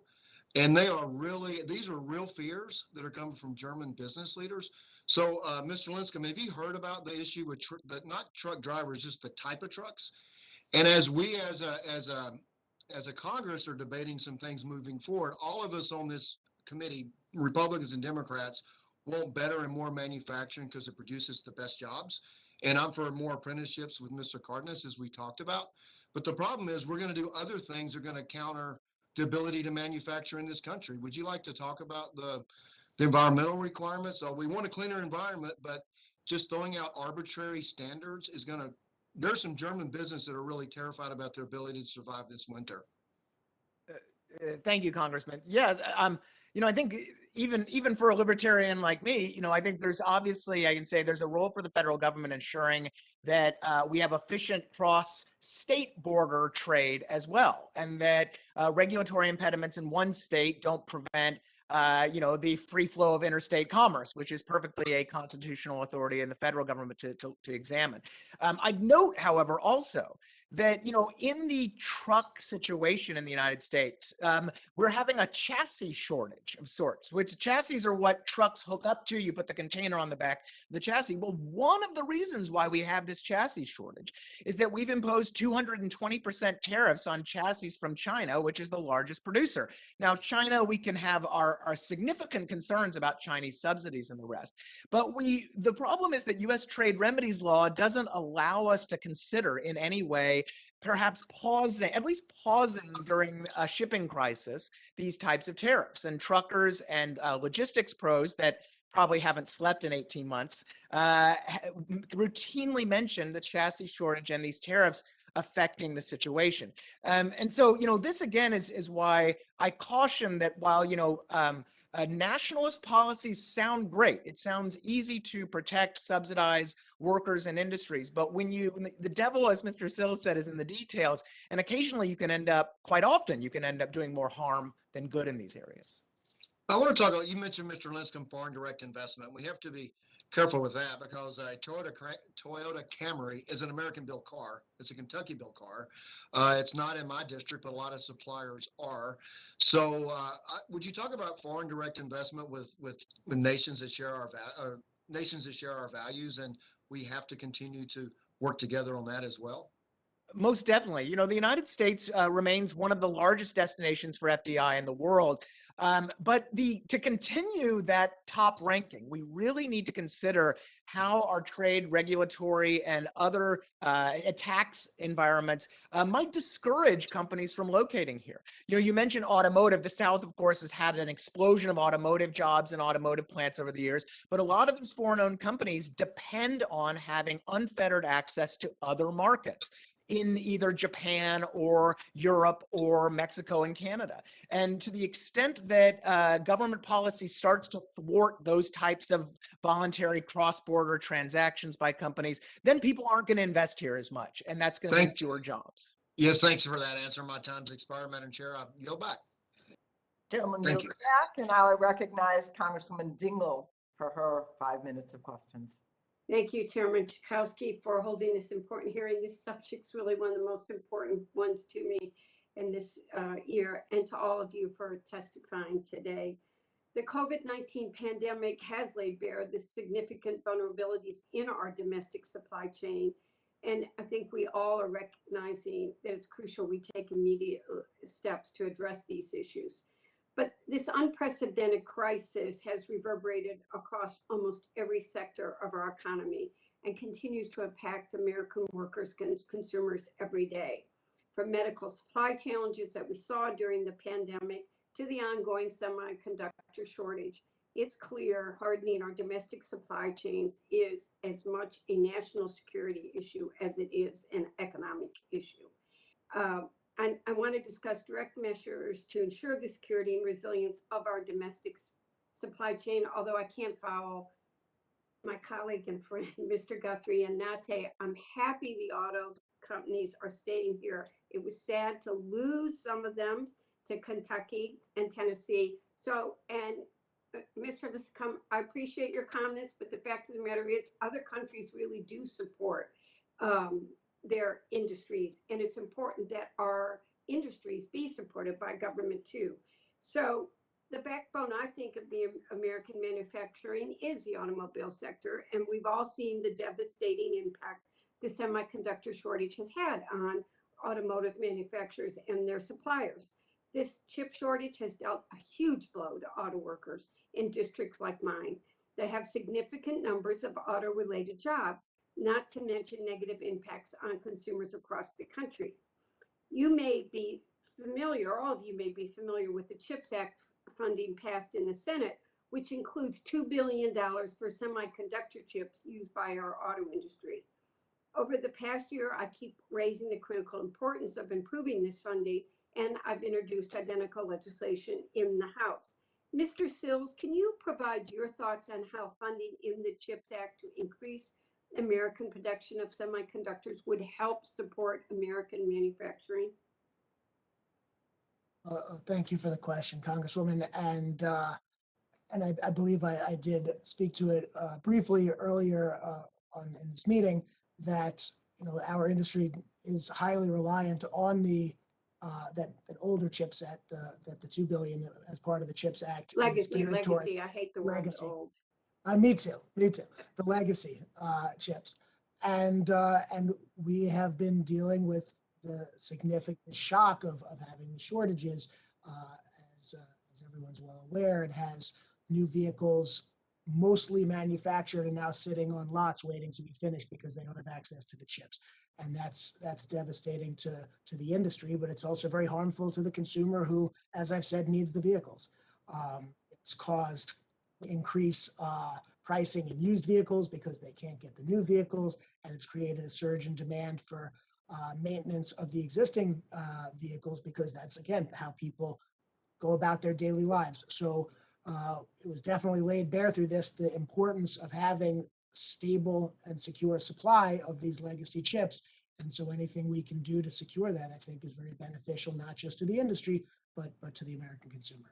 Thank you, Ms. Schultz. I'm going to ask you to talk about in writing to expand upon that and why supporting it matters. But let me move to another issue. I got a minute left. Crippling shortages of critical products during the COVID-19 public health crisis demonstrate that the private sector alone can't identify, monitor, and address supply chain vulnerabilities. The Biden administration's comprehensive supply chain review found that focusing on maximizing capital returns has led to the private sector's underinvestment in long-term resilience. That underinvestment led to a declining share of corporate income going into R&D, new facilities, or resilient production processes. Mr. Paul, do you agree with the Biden administration's assessment that the private sector has not appropriately valued supply chain resilience, and it's why we're in the mess we're in? Yeah, absolutely, Representative Dingell. I completely agree with it. I look forward to the supply chain work that the White House is doing as it continues. But you have hit the nail on the head. The incentives that are built into our system, particularly for manufacturers, which is capital intensive and which may have a lower rate of return for shareholders, particularly for things like supply chain resilience, is especially vulnerable because of the financialization of our economy. That is why there is a role for the federal government to help provide the right kind of incentives and markets so that we can develop more resilience. There has been a market failure, and it does need to be addressed. Madam Chair, I'm out of time. I have many more questions, so I'll be submitting them for the record. Thank you. Yield back. gentlewoman yields back, and I now recognize Mr. Soto for 5 minutes. No, I'm wrong. I'm sorry, excuse me, of course. It's Congressman Bouchan for 5 minutes, excuse me. Thank you, Madam Chair. Sorry. Thank you for holding this legislative hearing on ways to strengthen and support American manufacturing and competitiveness. In 2019, the year prior to the pandemic, Indiana manufacturing formed the backbone of the state's economy, accounting for over 17% of the jobs in the state and exporting over $38 billion in goods ranging from automobiles to pharmaceuticals around the globe. However, since the beginning of the COVID-19 pandemic, I have heard from manufacturers, businesses, and consumers across Indiana, as many of you have in your states, about various supply chain shortages and their impacts on businesses and communities. Whether it was the inability to purchase toilet paper at the store early on, or a Toyota plant in my district having to temporarily halt production just last month. So this is a big issue, and I'm glad we're having this hearing. Mr. Lincecum, given these struggles, do you believe businesses will be incentivized to voluntarily share the types of information advocated for in some of the bills before the committee today without the presence of strong liability protections? It's a great question. I don't know, Congressman.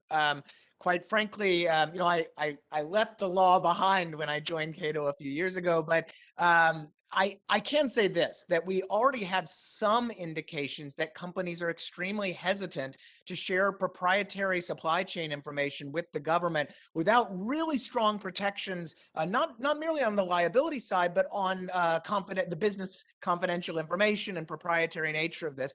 You know, back a couple of years ago when the Trump administration was investigating automobiles for national security purposes, automakers across the United States were extremely concerned about divulging this type of data. And so, you know, to the extent that supply chain transparency and the government sees a role there, it's really going to need to get multinational manufacturers comfortable with sharing this type of information on their business practices, which are, of course, highly proprietary. Yeah, I would agree. And I think that that's unfortunately going to be a big hill to climb, because proprietary information on not only their supply chain, but the rest of the way they run their businesses is going to be a challenge. I'm also glad we're considering measures to ensure American competitiveness in hard-hit industries like travel and leisure, with bills such as the Restore Brand USA Act that I co-sponsor. Known as the Crossroads of America, Indiana has a thriving travel industry with destinations including, of course, the Indianapolis Motor Speedway, home of the Indy 500, the Indiana Dunes National Park along the shores of Lake Michigan, and Holiday World in Santa Claus, Indiana, and numerous local festivals that attract millions of visitors annually, such as currently ongoing Park County Covered Bridge Festival. Holiday World, for example, a theme park in my district, is a prime example of supply chains in sectors besides manufacturing have also been majorly impacted over the pandemic. In the times that has even been allowed to operate, at times they're being allowed to operate during the COVID, the park has struggled to fill open staff positions, and lodging and travel costs increased partially due to their own supply chain woes. Additionally, replacement parts for vehicles and roller coasters have become unpredictable and difficult to source. While food and beverages are more expensive and still suffer from major shortages, and as we have more inflation, this gets worse. As Congress is looking for ways to secure and support our supply chains, we must keep in mind the lodging and tourism industry and keep them competitive as guests are finally making their way through the parks and resorts thanks to a quick work distributing a safe and effective vaccine. Mr. Lincecum, what work can Congress do to show establishments like Holiday World in Southern Indiana, who we really failed to provide substantial relief for during the pandemic due to the high number of seasonal workers they have that were factored into that equation? What can we do to work towards showing this type of industry that we're there to help, possibly, with the supply chain issues they are facing? Not only, this isn't just manufacturing, as they get their feet back on the ground after the pandemic. Thank you, Congressman. I now really want to take my daughter to Holiday World. She would love it, I'm sure. I really, in terms of the specifics of the tourism industry, I really can't speak to that. But what I can say is that, to the extent that American companies in that industry are reliant on access to imports, whatever it is, I think that, the government really has a role to ensure that access is available. An example, I think, is the Section 301 exclusion process that has been shut down and just restarted, that a lot of American companies in services and elsewhere, really need to utilize so they can get the stuff they need to keep business open. Thank you very much, Madam Chairwoman. My time has expired. I yield back. Gentleman yields back, and now I recognize Mr. Soto for 5 minutes. Thank you, Madam Chair. We're at a crossroads with American manufacturing. We have the opportunity to change our trajectory, to boost domestic manufacturing and stop this manufacturing decline, especially in areas of strategic and national security interests. In Central Florida, my constituents are ready to work. We have production jobs that constitute about 13% of what we do here in Florida's 9th Congressional District, such as aerospace, defense, and boat manufacturing in East Orange County, beverage manufacturing in Polk County, including the largest beverage manufacturing plant in North America. And we just started making microchips in Osceola County. So passing the bills that we're hearing on the agenda today will make critical investments in places like Central Florida to boost domestic manufacturing, fix supply chain gaps, and protect production of critical national security areas like medical supplies, communications, defense, microchips, and other tech products.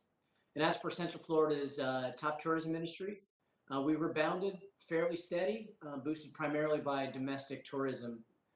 We have tourism attractions such as Disney World, Universal, SeaWorld, Legoland, and others. You may have heard of them. And for a full recovery, though, we need to have international travel as well rebound. So we applaud the Biden administration for ending the pandemic travel bans for Canada, Mexico, Europe, Brazil, India, China, South Africa, and other areas over the next few months. This will greatly help. But the committee needs to go further, which is why I agree with my fellow Floridian, the ranking member, Gus Bilirakis, that we must support the Restoring Brand USA Act to make $250 million in unobligated funds available for Brand USA travel promotion. And thank you, Madam Chair, for agending it today. Mr. Paul, you had some interesting initial conclusions.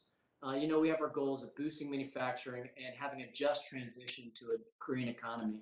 And you mentioned that deregulation, tax cuts aren't the only things that we could do to get there. It's going to take targeted investments in key industries. We saw the Senate pass the U.S. Innovation and Competition Act. 18 Senate Republicans voted for that bill, along with 50 Democratic senators. So while I was surprised for a few of our colleagues on the other side of the aisle to criticize it, obviously it's got overwhelming bipartisan support. And this is the House's shot at this. We see the Supply Chain, Health and Integrity for the Nation Act, Manufacturing, Economy and National Security Act, Building Resilient Supply Chains Act, Supply Chain Security and Resilience Act. Are bills like this the kind of targeted investment that you're referring to help give a lift to domestic manufacturing? Congressman Soto, thank you so much for the question. Yes, they are. And I will say, and I'll say this as someone who worked in the House of Representatives some time ago, that I wouldn't defend the wisdom of the Senate in every case, or rarely. But in this case, it was a product of, I think, compromise. There were a number of extraordinary individuals who came together to make that happen. I have confidence that the House can do the same thing. I do think that it fulfills a need. And I think that's the important thing, that there is this demonstrated market failure in semiconductors, and that there is this need to bolster our supply chains and to make them more resilient, and when possible, to reshore more of them to provide well-paying jobs for future generations as well. And so this is not legislation that's in search of a problem. I want to be clear about that. This is legislation that's been introduced with some intent, and that is to ensure that the manufacturing sector in the United States, which is broad and deep in every state, can thrive as we also transition to technologies, to energy sources, and to new innovations that we haven't even imagined yet in the future. We've been caught behind in the competitiveness game for a variety of reasons, and this is a chance to help level set. As we're coming up with our bills and eventually going to be negotiating with the Senate, what's in the U.S. Innovation Competition Act that we may be lacking in the House so far that you think would be helpful? Again, that's a great question. There is I will say the USICA was not perfect. I wouldn't just rubber stamp it. I do think that the And we're House not going should, yeah, please don't. I do think that there were some provisions in there that I think would be less effective, and some that were more. I don't know that there's enough time to talk about all of them right now, but I do think that it makes sense for the House to take a targeted approach, and specifically to ensure that the funds that you're offering go to jobs and innovations that are going to be produced in the United States. I think that's so there need to be some guardrails established that would do that. Thank you so much. My time's expired. Thank you. Gentleman is completed his questions, and now Mr. Dunn, you are recognized for 5 minutes. Thank you very much, Madam Chair.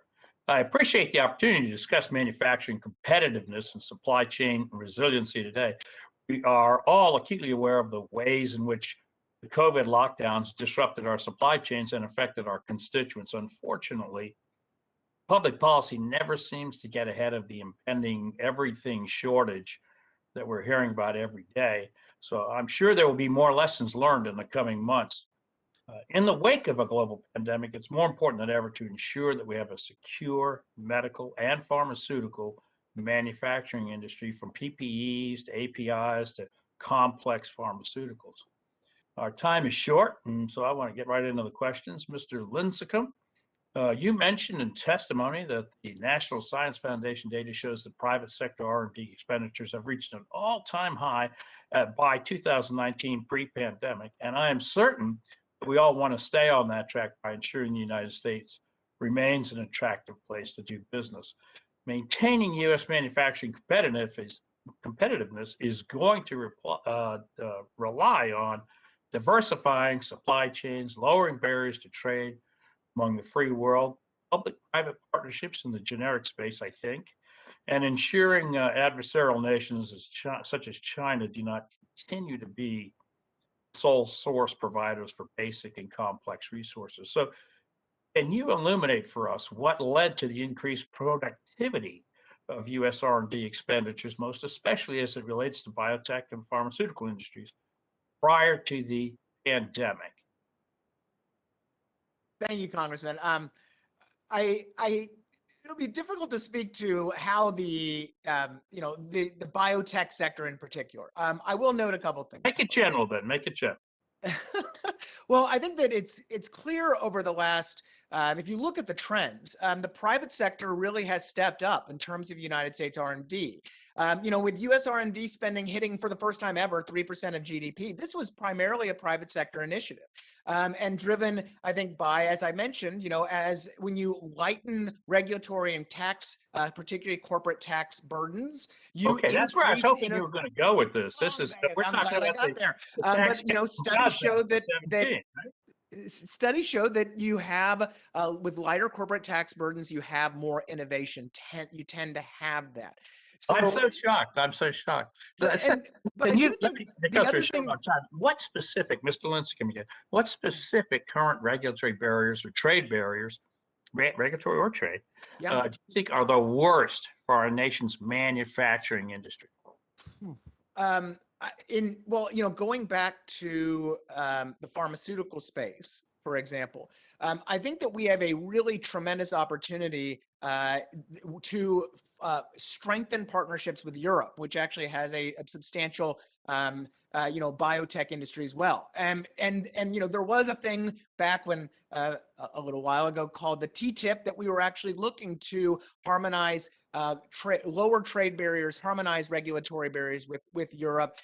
You look at something like the Pfizer vaccine is a great example of that type of multinational partnership. It was. We're running out of time, and I'm going to submit some questions, by the way. But here's what I'd like you to do. What can Congress do to encourage companies to commit resources to our nation and to participate with our free world allies in medical industries instead of our adversaries like China? Yes, sir. I think, negotiating international agreements with our allies is really an essential aspect of this that has seemed to kind of been put by the wayside for the last 5 years or more. So I think that's certainly one area. But the other thing I think that's critical is consistency and predictability in our tax and regulatory environment. If we are consistently changing the tax code, changing the regulatory environment every couple of years, it makes it very difficult for investors in the United States and elsewhere to have the predictability they need to make those massive capital investments. I think full expensing is a great example of that. The TCJA did that for only a couple of years or 5 years. That really needs to be made permanent because investors need that type of certainty to really lay down the cash and do the things that we want the private sector to do. So as a guy who's actually planned some businesses, built some businesses, and I could tell you, you're right, stability in the tax code, it would be a very, very nice thing to do because you're gaming the will of Congress, which is, as I've found in the last few years, more difficult even than it looks like.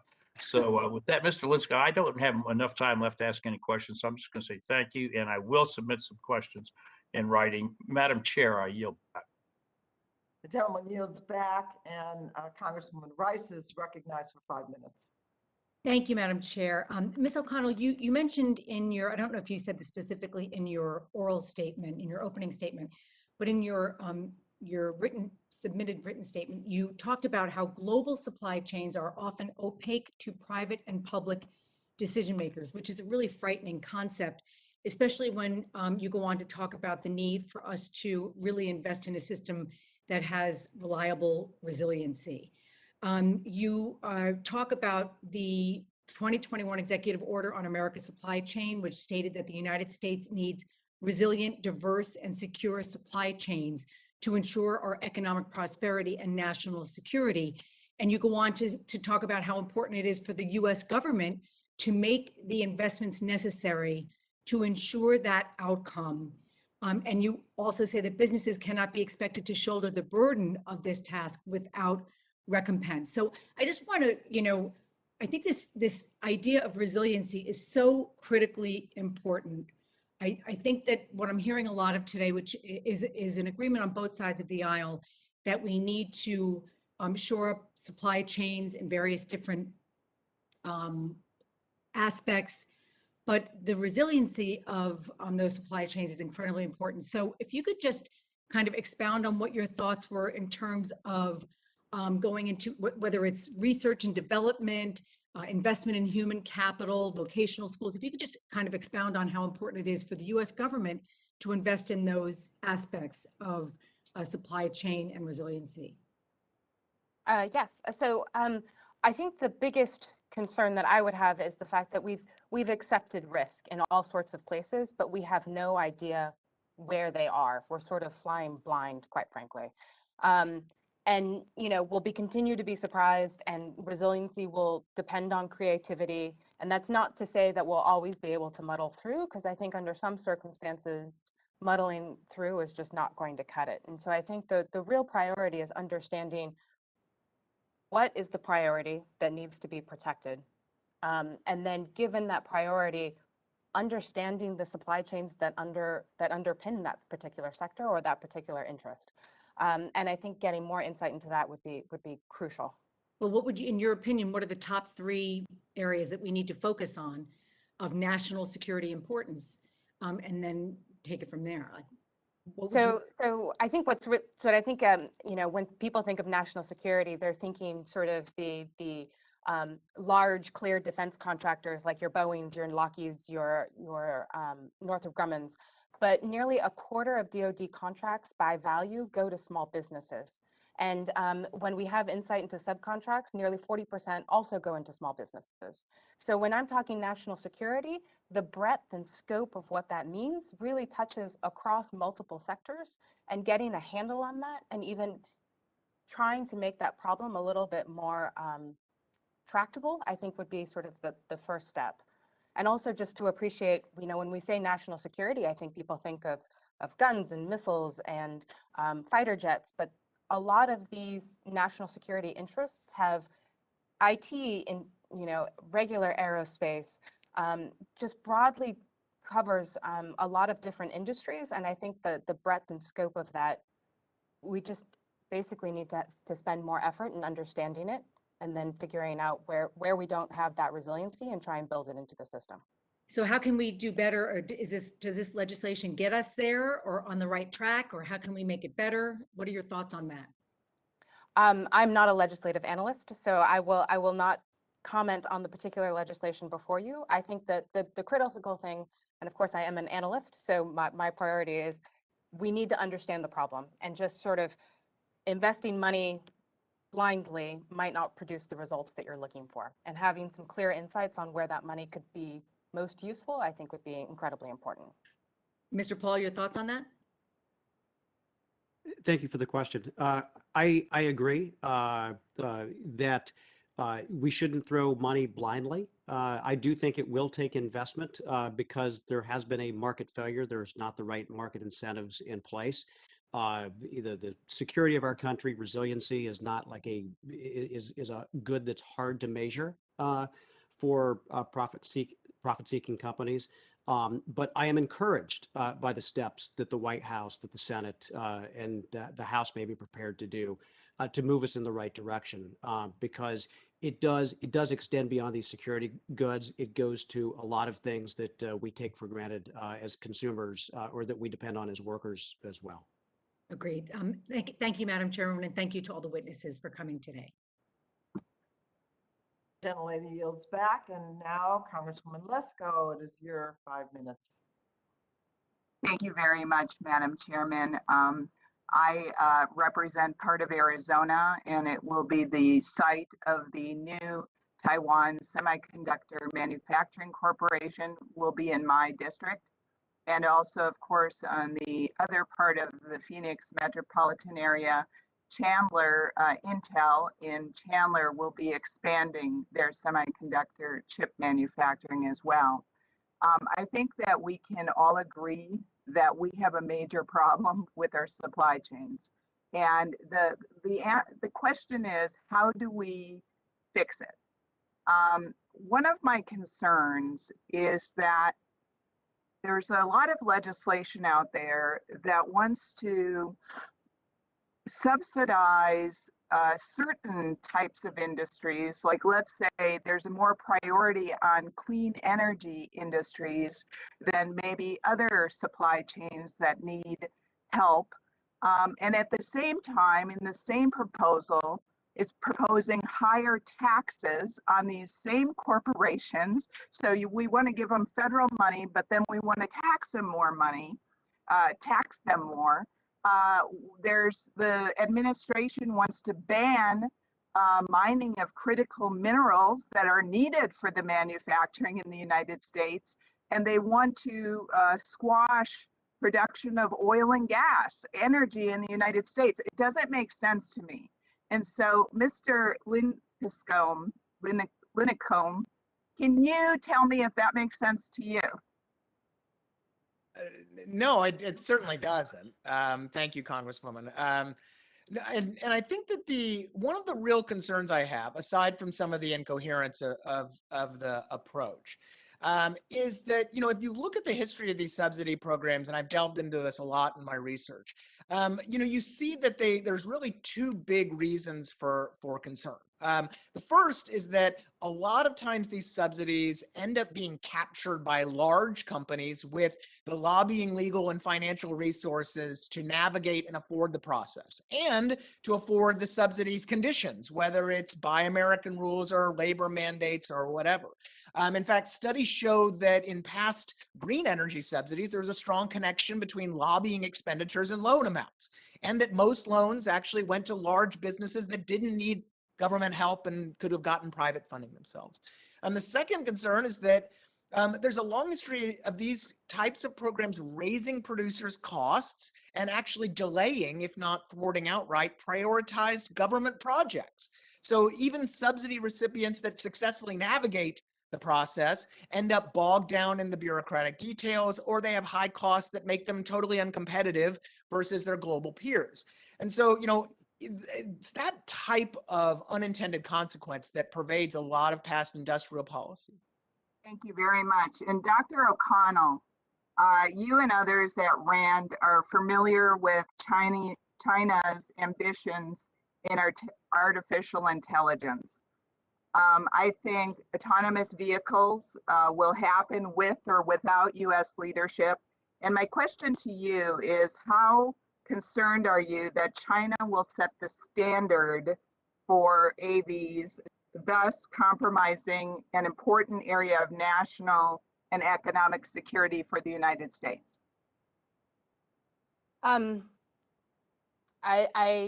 is an excellent question. I think that the first statement is I don't think they'll set the standards with our application of autonomous vehicles in the United States. And certainly there's a lot of hurdles currently that are in the United States for that progressing. It is a delicate balance between sort of international research and fostering innovation broadly and globally, and sort of ensuring that we have the investments made to be a leader in innovative sectors and technologies that we find to be critical. And so I'm not sure if I've actually answered your question, mostly because I'm not an autonomous vehicle expert. But I think there's a delicate balance, and I know we're walking that balance as well with quantum technologies. And I think we don't want to stifle the innovation, but we also want to protect nascent industries. Thank you. And in my last 17 seconds, I just want to make a statement that obviously the Port of Los Angeles there's a backflow and other ports, and so that's causing part of the problem, but there's a huge trucker shortage too. I have Night Transportation, which is a huge trucking organization in my district. And, you know, they were talking about the push for all electric trucks. Well, all electric trucks only go 200 miles, okay, versus a diesel truck that goes 1,500 miles. So every 200 miles, you'd have to stop and charge the truck. So I guess what I'm trying to say to some of my colleagues is we need to be strategic on how we spend taxpayer dollars to solve this problem. And with that, I yield back. The gentlewoman yields back. Next would be Bobby Rush. I don't see you on camera. However, are you there? If not, I call now on Congresswoman Trahan for 5 minutes. Thank you, Chairwoman Schakowsky, and thank you to the witnesses today. Access to loans and other financial instruments at reasonable rates is critical for manufacturing products that are important to our national and economic security. But the cost of capital for lower margin goods in this country can be far more expensive than our economic rivals, which may drive production overseas. Many American manufacturers are expected to produce 12 to 14% returns for such products to be able to repay loans and stay profitable. European manufacturers are expected to produce nearly 7 to 9% returns, and many Asian firms only need to get 5 to 7%. Mr. Paul, has access to affordable capital posed challenges to manufacturing products in the United States? Representative Tram, that is an excellent question, and indeed, yes, it has. And that's not just myself, that's Federal Reserve observations over the years, particularly among small and mid-size enterprises. And even among the larger corporations, again, manufacturing is capital intensive. The rate of return may be slower if you have the option of developing an app that may take a couple of people and no physical infrastructure. That is where the capital may go. It's a difficult road for manufacturing. And it's a competitive environment. As you just mentioned, manufacturing uniquely in the American economy is in global competition. Every single firm is, which makes it particularly exposed. That's why assistance programs at the state or federal level that can help with respect to loan guarantees, to interest subsidies, or in some cases for outright grants are critically important. We don't face the same pressures, we face extraordinary pressures, whereas in Germany, for instance, a lot of small and mid-sized firms have access to that more patient capital that exists in China, the loans are often forgiven by the state government and act as a direct subsidy. So it is particularly challenging for American manufacturers in that environment, ensuring that there's access to affordable loans or to subsidized interest rates, loan guarantees, or direct subsidies in a targeted way is going to be crucial as we move ahead. Do you see that some of the supply chain legislation under consideration today corrects these market failures? Yes, I think it gets us on the road to progress. Absolutely. Taken as a whole, the body of bills that have been presented would represent again, intent to do something about the problem. Identification would start to develop those public-private partnerships that are necessary and would direct some much needed investment in supply chain resiliency and in sectors that are critical to the functioning of our economy, as well as to our homeland security, national security sectors as well. Great. You know, you mentioned other nations are investing heavily in their industrial bases. You know, you mentioned Germany's investment and development bank, which provides financial assistance to German small and medium manufacturers, provided approximately $100 billion of loans and $5 billion in grants in 2020. South Korea provides financial assistance to support industries critical to their economic and national security as well. You know, Dr. O'Connell, are there lessons that can be learned from these international models? I mean, after all, the manufacturing output of countries like Germany and South Korea is growing far faster than the manufacturing output of the United States. I think what is notable from these other countries is the fact that you don't have to sacrifice quality or a standard of living for your workers. And you can still have an established and strategically managed sector. There are, you know, it's not a perfectly rosy picture, and there are certainly aspects of it that want to be considered, but I think there's something to be said for the collective good that the public sector can offer these private companies. Great. I appreciate that. Mr. Paul, did you want to expound on that at all, or? No, I completely agree. As I said before, the race to the bottom is not a race the United States is going to win. We're never going to be able to under-regulate or under-tax compared to some other countries, but making smart investments, working collaboratively with the workforce is going to be a strategy that should have measured progress as we move ahead. Thank you. Well, I'm the daughter of a union iron worker, and I know how important manufacturing jobs are to families. And I think as members of Congress, it's essential that we pass legislation that incentivizes U.S. manufacturing jobs. Representative Curtis and I recently introduced the Reinforcing American-Made Products Act, which would clarify the National Made in the USA standard so that companies and consumers can easily support U.S. manufacturing. In order to reclaim our title as a world leader in manufacturing, we need historic investments and economic incentives. Thank you so much for being here today and for all your expertise. I yield back. The gentlewoman yields back, and now I recognize for 5 minutes, Mr. Pence. Thank you, Madam Chair. Before I begin my remarks, I'd like to ask for unanimous consent to enter into the record a letter of support for my bill, H.R. 2907, the Global Investment in American Jobs Act. The letter is from the Global Business Alliance. Without objection. So ordered. Thank you, Chair Schakowsky and Ranking Member Bilirakis for holding this hearing, and thank you to all the witnesses today for the time you've taken and the testimony you've given. Grow manufacturing jobs, we need a welcoming business environment for companies to invest in American innovation and, of course, ingenuity. One opportunity we are discussing today is foreign direct investment, a key driver for jobs in the state of Indiana. In my own hometown, we have Toyota, Clausen, Enkai, and across my district, we have Honda and Subaru and other companies. Over 215,000 Hoosiers are employed as direct result of international investment, half of which is in the manufacturing sector. That is why I introduced the Bipartisan Global Investment in American Jobs Act with my colleague, Congressman Bobby Rush, to ensure that the U.S. remains a premier destination to invest, innovate, hire, and manufacture. This legislation would review the attractiveness of foreign investment into the U.S. and identify bureaucratic barriers, which we've discussed is an issue, that are holding back American competitiveness. Earlier this year, I urged the Secretary of Commerce to help us prioritize foreign direct investment. I'm encouraged and report to you today the Secretary committed to working with us to advance this bipartisan legislation.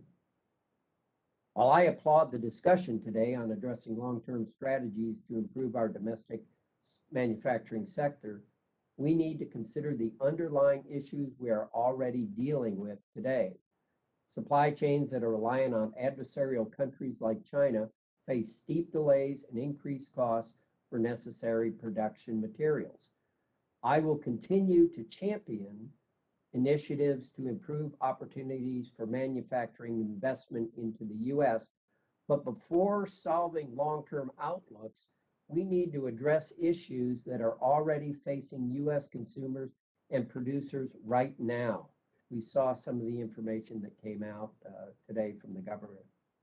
Mr. Linscomb, over the past year, the impact of inflation and supply chain disruptions are affecting both supply and demand in the market, as we've said.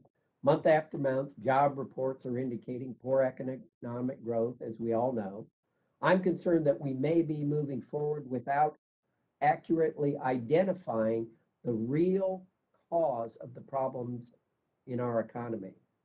In your opinion, and here's a number of questions, do we have an accurate understanding of the underlying economic factors affecting PPI, CPI, labor shortages, and supply disruptions?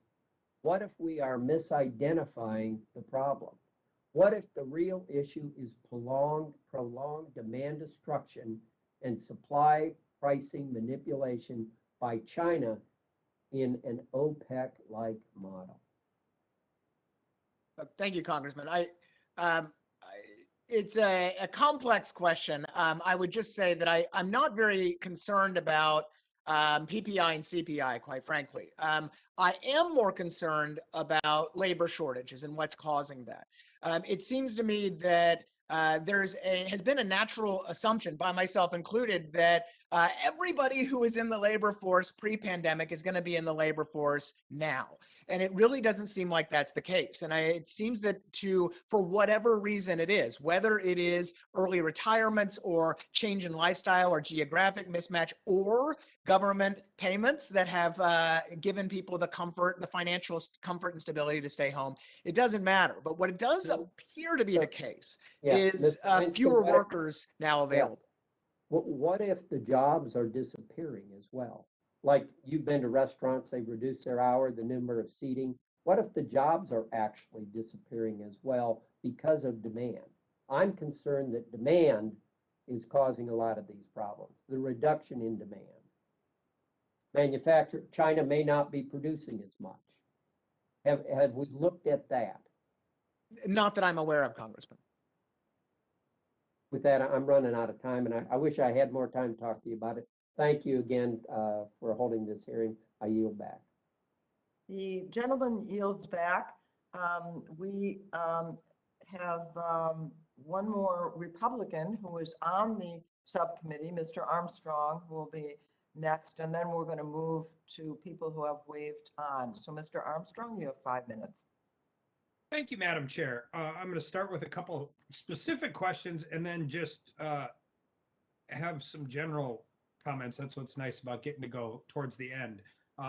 The generalized system of preferences and miscellaneous tariff bill programs both reduce tariffs on products that aren't available from U.S. suppliers. Both programs have long enjoyed bipartisan support. However, Democrats did not prioritize reauthorization before these programs expired at the end of 2020. The lapse of both programs effectively acts as a tax increase, which is particularly difficult to smaller businesses to handle. Mr. Sills, do you agree that the resulting tariffs are an unnecessary burden that worsen inflationary pressures? Thank you for the question. And let me speak specifically to the 301 tariffs, because those are the ones that affected my company and my industry the most.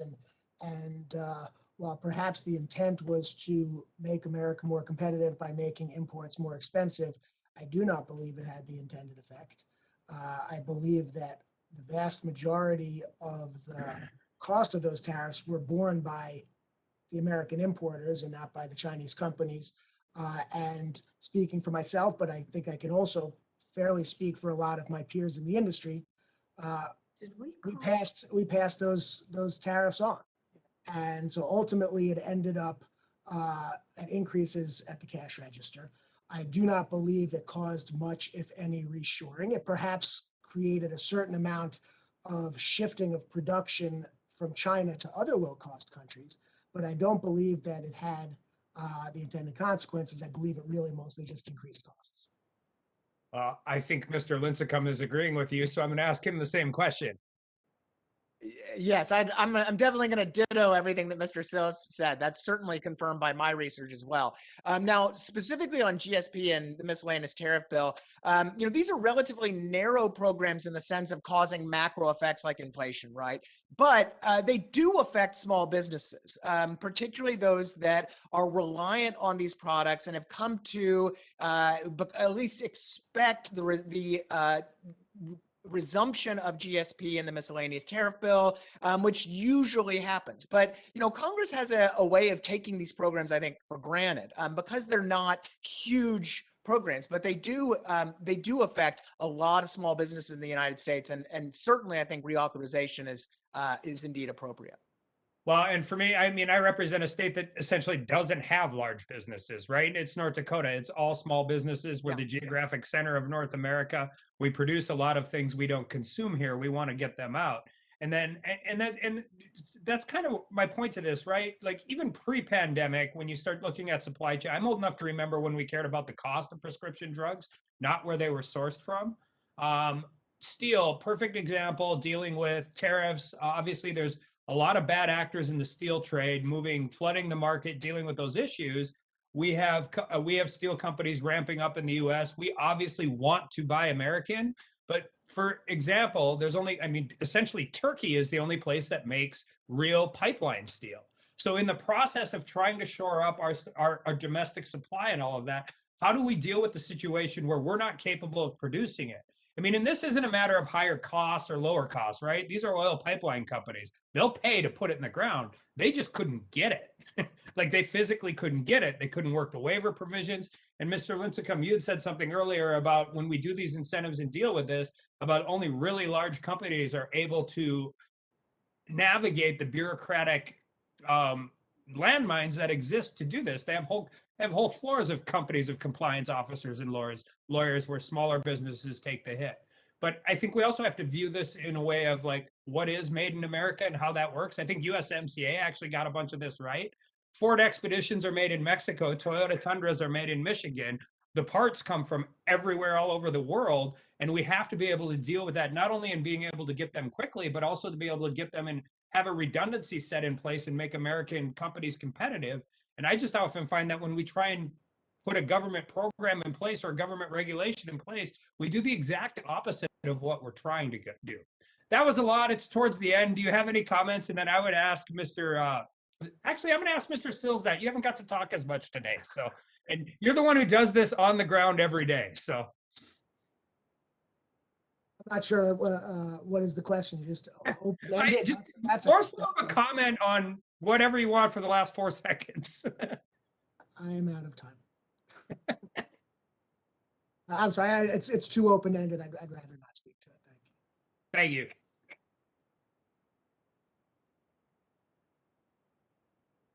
I yield back. The gentleman yields back. And now we will begin. I've never seen this before. This is a tribute, I think, to how important this topic is, and many topics that we've been hitting today about manufacturing and our economy. But we have 5 people who have waved on to our subcommittee. And first, let me recognize for 5 minutes Congresswoman Blunt Rochester. Thank you so much, Madam Chairwoman. Thank you to Chairman Pallone, as well as yourself for calling this important hearing, and thank you to the panelists. I think you're right. There's a lot of interest because all of us are being touched by this. And amongst the most pressing issues that I hear about from my constituents as well as employers here in Delaware, whether they're large, medium, or small, are supply chain disruptions and workforce challenges. And so I am so proud that our committee is working towards solutions, and also proud to have worked alongside Representatives Malinowski and Kinzinger to introduce two bipartisan pieces of legislation: the Building Resilient Supply Chains Act and the Manufacturing Economy and National Security Act. Both bills take important steps to stabilize and make more resilient our supply chains by providing financial support to develop, diversify, restore, and expand our supply chains, and ultimately strengthen our national and economic security. In Delaware, every industry has been impacted in some way: healthcare, agriculture, restaurants, car dealerships, and housing. Not only are these supply chains disruptions impacting our access to critical goods, but these disruptions are also creating price hikes at a time when we continue to build toward economic recovery. Passing these bills will be an important step in building back better. With that, I ask the chair for unanimous consent to submit into the record a letter of support from Representative Malinowski for the Building Resilient Supply Chains Act. Without objection, so ordered. Thank you, Madam Chair. In Delaware, despite our economy reopening, our restaurants continue to suffer the effects of the COVID-19 pandemic. Food costs are extremely unstable, and rising gas prices are impacting restaurants' ability to deliver food. A recent survey found that 75% of restaurants were forced to change their menu items due to supply chain issues. And the Biden administration has identified that supply chains for agricultural commodities and food products are critical. Mr. Paul, how could stabilizing our supply chains prevent sticker shock and inflation in the future? Thank you very much for the question. Obviously, sometimes there is whiplash after unpredictable events with respect to supply and demand, and you'll see temporary increases. That's obviously not uncommon. The question is whether this is transitory or whether this is going to be a longer state of play here, which is why it makes sense to invest in productive capacity. This is a good time to do it, to ensure, particularly for items in which the supply chains are tremendously globalized, or supply categories where there's a lot of import penetration in the United States, that we take a look at where we can make a difference to offer an adequate supply, particularly in a time of need, or to have companies that have ramp up capability here at home, so that it doesn't have to sit on a ship for 73 days and get to the United States. So will these bills obviously solve the problems that exist this day? They won't, but this is a chronic condition as well. And so that is why I believe that the committee, that the House of Representatives should take action on a set of competitiveness bills. I think that would do a great deal to help those in the food industry and other categories that are dependent on getting supplies in a timely and efficient way. Thank you. And just to follow up, the Building Resilient Supply Chains Act actually will not only use federal funds to strengthen our supply chains, but also ensure employers who receive the funds allow workers to use their voice to form a union if they choose to do so. Can you talk about why you think creating good paying union jobs is important when the government provides significant federal support to manufacturers? I think it's absolutely important to reward companies that are doing the right thing by workers and sharing some of their profits with their workers. That makes a great deal of sense. Too many of the gains over the last couple of decades in our economy have benefited a certain class, shareholders, and others have been left behind. And particularly in industries that we're trying to grow, we find that they're underrepresented by women and people of color. And so this is an opportunity to ensure that workers are a part of the beneficiaries of the policy choices that are being made. Thank you. My time is up. Mr. Sills, I'll follow up with you later, but thank you so much for your testimony. And specifically, I'll follow up to ask you about how these shocks have affected your ability to compete internationally, even though the North America as your primary market. So thank you so much, Madam Chair, and I yield back. The gentlewoman yields back, and Mr. Johnson, you are recognized now for 5 minutes. Well, thank you, Chairwoman Schakowsky. I really appreciate you waving me on to your subcommittee today. I'm very pleased that my legislation, HR 5476, the Advancing Tech Startups Act, was included in today's legislative hearing. I'm also pleased that this legislation has received bipartisan support from my colleagues Bobby Rush and Dean Phillips. This legislation promotes a national strategy for encouraging more tech-focused startups and small businesses in all parts of the United States. I mean, you don't have to be in Silicon Valley to successfully launch a tech startup. The talent, sustainable cost structure, and opportunities are available in many locations across the country.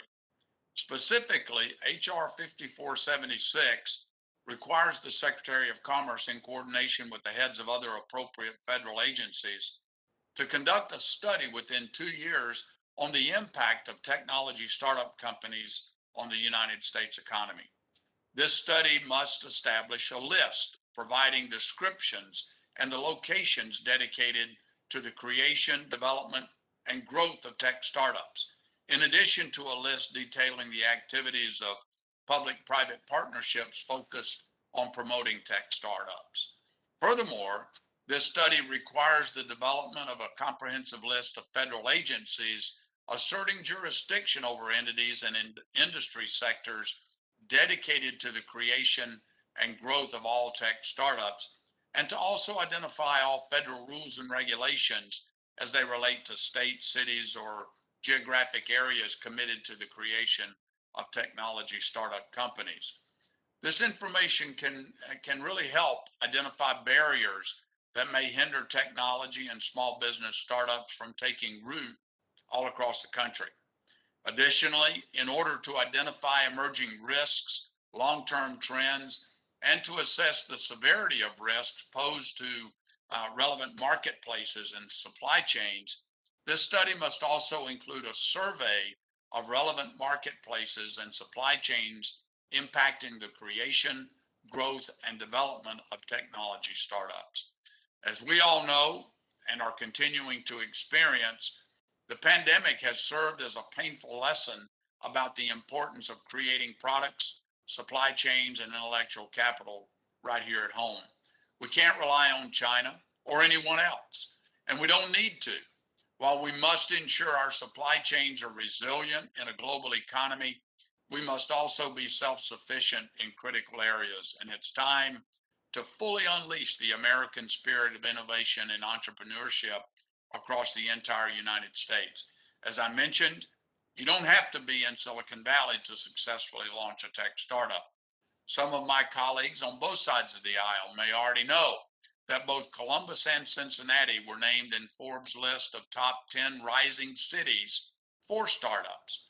For instance, Columbus-based Ready Robotics empowers manufacturers to be more competitive through a line of easy-to-use industrial robotic systems. Additionally, FISNA, short for Physical DNA, is a fast-growing software company based in downtown Cincinnati that offers industry-leading geometric deep learning technology, including a geometric search engine that allows users to search, store, and share and collaborate on 2.5 million 3D models. And from Youngstown, just outside my district, Juggerbot 3D is an additive manufacturing machine builder whose mission is to design and build the finest 3D printing solutions in the world while delivering technology solutions that meet their customers' criteria for performance, reliability, and value. Their goal is to deliver innovative products that break down barriers and open doors to new possibilities for their clients. By enabling companies to utilize readily available production materials for their additive manufacturing applications, Juggerbot is helping to push 3D printing to the forefront of production. And this is just a small sampling of the innovation taking place through tech startups in Ohio. Madam Chairman, it's time to tap into the American spirit of ingenuity and entrepreneurship that is expanding and thriving well beyond Silicon Valley, so that we can all ensure that all parts of the United States can benefit from these tech startups. I did have a question from Mr. Lincecum, but I see that my time has expired, so I will yield back at this point. Thank you, Madam Chairman. Well, go Ohio and go Midwest, and the gentleman yields back. And now I recognize Mr. Joyce, who has waved on to the committee for his 5 minutes. Is he here? I don't see him. So I'm going to move on to, okay, last chance. Mr. Joyce? No, I'm going to move on then to Mr. Carter. You are recognized for 5 minutes. Thank you, Madam Chair, for allowing me to wave on to your committee or subcommittee. And thank you, everyone, all the presenters. I appreciate you being here. You know, the bills that we're discussing today fail to address domestic manufacturing and competitiveness of medical products. Now, one thing that we have recognized during this pandemic, and I think there's a difference between knowing something and realizing something. We've known for a long time that we were too dependent on other countries for our PPE, for our drugs and the pharmaceutical ingredients. All of that we've known. We realized it during the pandemic. We realized that we were too dependent on that, particularly China and particularly India. In the case of China, I mean, 90% of all antibiotics that we have here in America are made in China. 90% of all the ibuprofen made in China. We had 26 drugs that were held back by India for their own use until they made sure that they didn't have to have them before they would send them to us. Same thing happened with China. We had the Doctors Caucus had the former Secretary of ASPR, the Assistant Secretary of Preparedness and Emergency Response, Dr. Cadillac, at one of our meetings a couple of weeks ago, and he told us that we noticed a downturn in the amount of PPE that China was sending us way back in September of 2019. In September of 2019, not when we first recognized we had the pandemic back in the first of 2020, in the early months of 2020 in February, March, but in September of 2019, which is a whole nother story. It tells us, first of all, they knew what was going on. But the point is they decreased the amount of PPE that they were sending us. So we know that we've got to have manufacturing of medical products here in America. That's why I've introduced a bipartisan bill, the Made in America Act, manufacturing aids to pharmaceuticals and drugs and excipients here in America, trying to repatronize those companies back to America so that we're not dependent on other countries for our pharmaceutical needs. That's bipartisan legislation, and I hope that we'll get the opportunity to look at that bill, and I hope we'll get the opportunity to call that bill up. I want to ask you, Mr. Lincecum, I have the honor and privilege of representing the entire coast of Georgia, which includes two major seaports, the Port of Savannah, the #3 container port in the country, the fastest growing port in the country, the Port of Brunswick, the #2 roll-on, roll-off port in the country. All of these ports are extremely important. And, you know, we've recognized, and you've even said it, many of you have said that we receive goods through a global supply chain and they come through our ports. And, you know, I mean, even the leader of the committee has said that the Biden administration's message to many Americans is that we may not receive our Christmas and holiday gifts this year on time because of the supply chain issues that we're experiencing in our ports. Mr. Lincecum, I wanted to ask you, what do you see as the largest issue at our ports currently, and how can we address that issue? Thank you, Congressman. I mean, I think it's first essential to understand that some of this is just the pandemic doing its thing. You know, massive supply and demand imbalances all over the world are going to wreak havoc on global shipping. And then these things tend to build on each other as containers get locked up at port. That said, you know, there are significant, I think, systemic problems facing the United States logistics and port infrastructure. You know, the United States, our ports, according to the World Bank, now a single U.S. port ranks in the top 50 in terms of efficiency in the world. The port of LA and Long Beach out west, one of the largest or the largest in the country, is around 335th in the world in port efficiency. Now, why is this?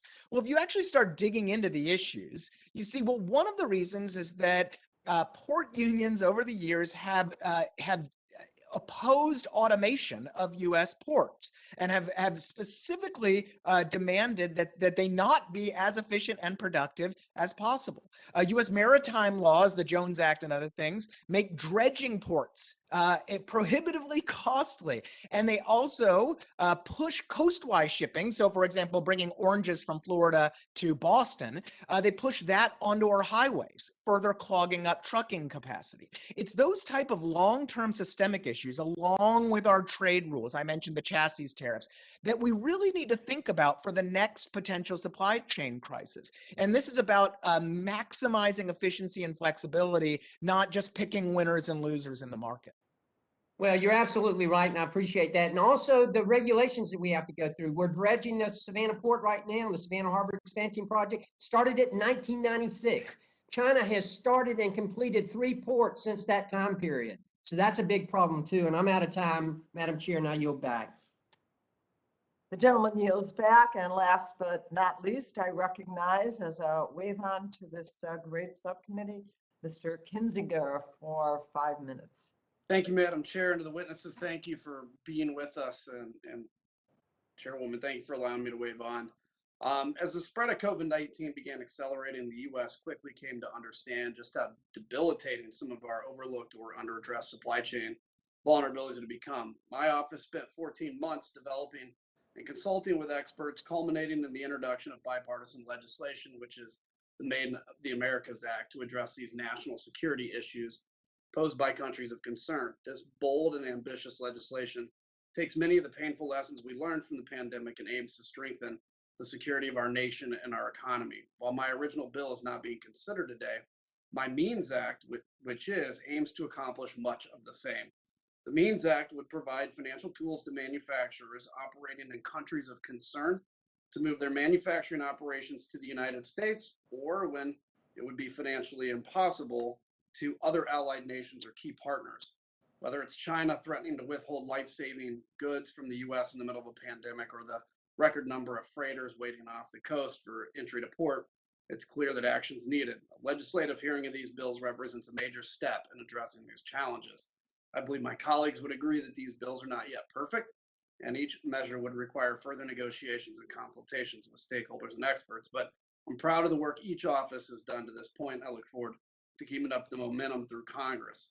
Mr. Lincecum, I appreciate your testimony. You're clearly pessimistic about federal industry policy, but I think you and I have more in common than not on policy preferences. I agree that the U.S. must make itself internationally competitive. This should be done by keeping corporate tax rates low, immediate full expensing, and lightening regulatory structures. We should also be engaging in more bilateral, multilateral trade agreements, reducing tariffs, and otherwise eliminating as many non-tariff trade barriers as possible. In fact, the bipartisan supply chain bill I introduced in May, the Made in the Americas Act, sought to accomplish these goals. My bill under consideration was developed to fit solely within this committee's jurisdiction, and while there's overlap between the Made and Means, pretty much all the tax, trade, and foreign policy provisions from the former are absent. For the record, I stand by those provisions. Where you and I differ is on the matter of industrial policy and the idea that there's little to no role for the government in this space. You mentioned how the pandemic led to a shortage of PPE, medical equipment, and pharmaceutical ingredients, and how resilient the market was in filling that void. I couldn't agree more. It's a testament to America. But we need to consider the real world impacts of those shortages, both from a practical standpoint and as a matter of national security and foreign policy. We cannot ever allow another nation, China or otherwise, to have the power to withhold exports of critical goods. So while I agree it would be best for the market to self-correct, we have to look at it primarily from a national security standpoint and not as an academic or theoretical exercise.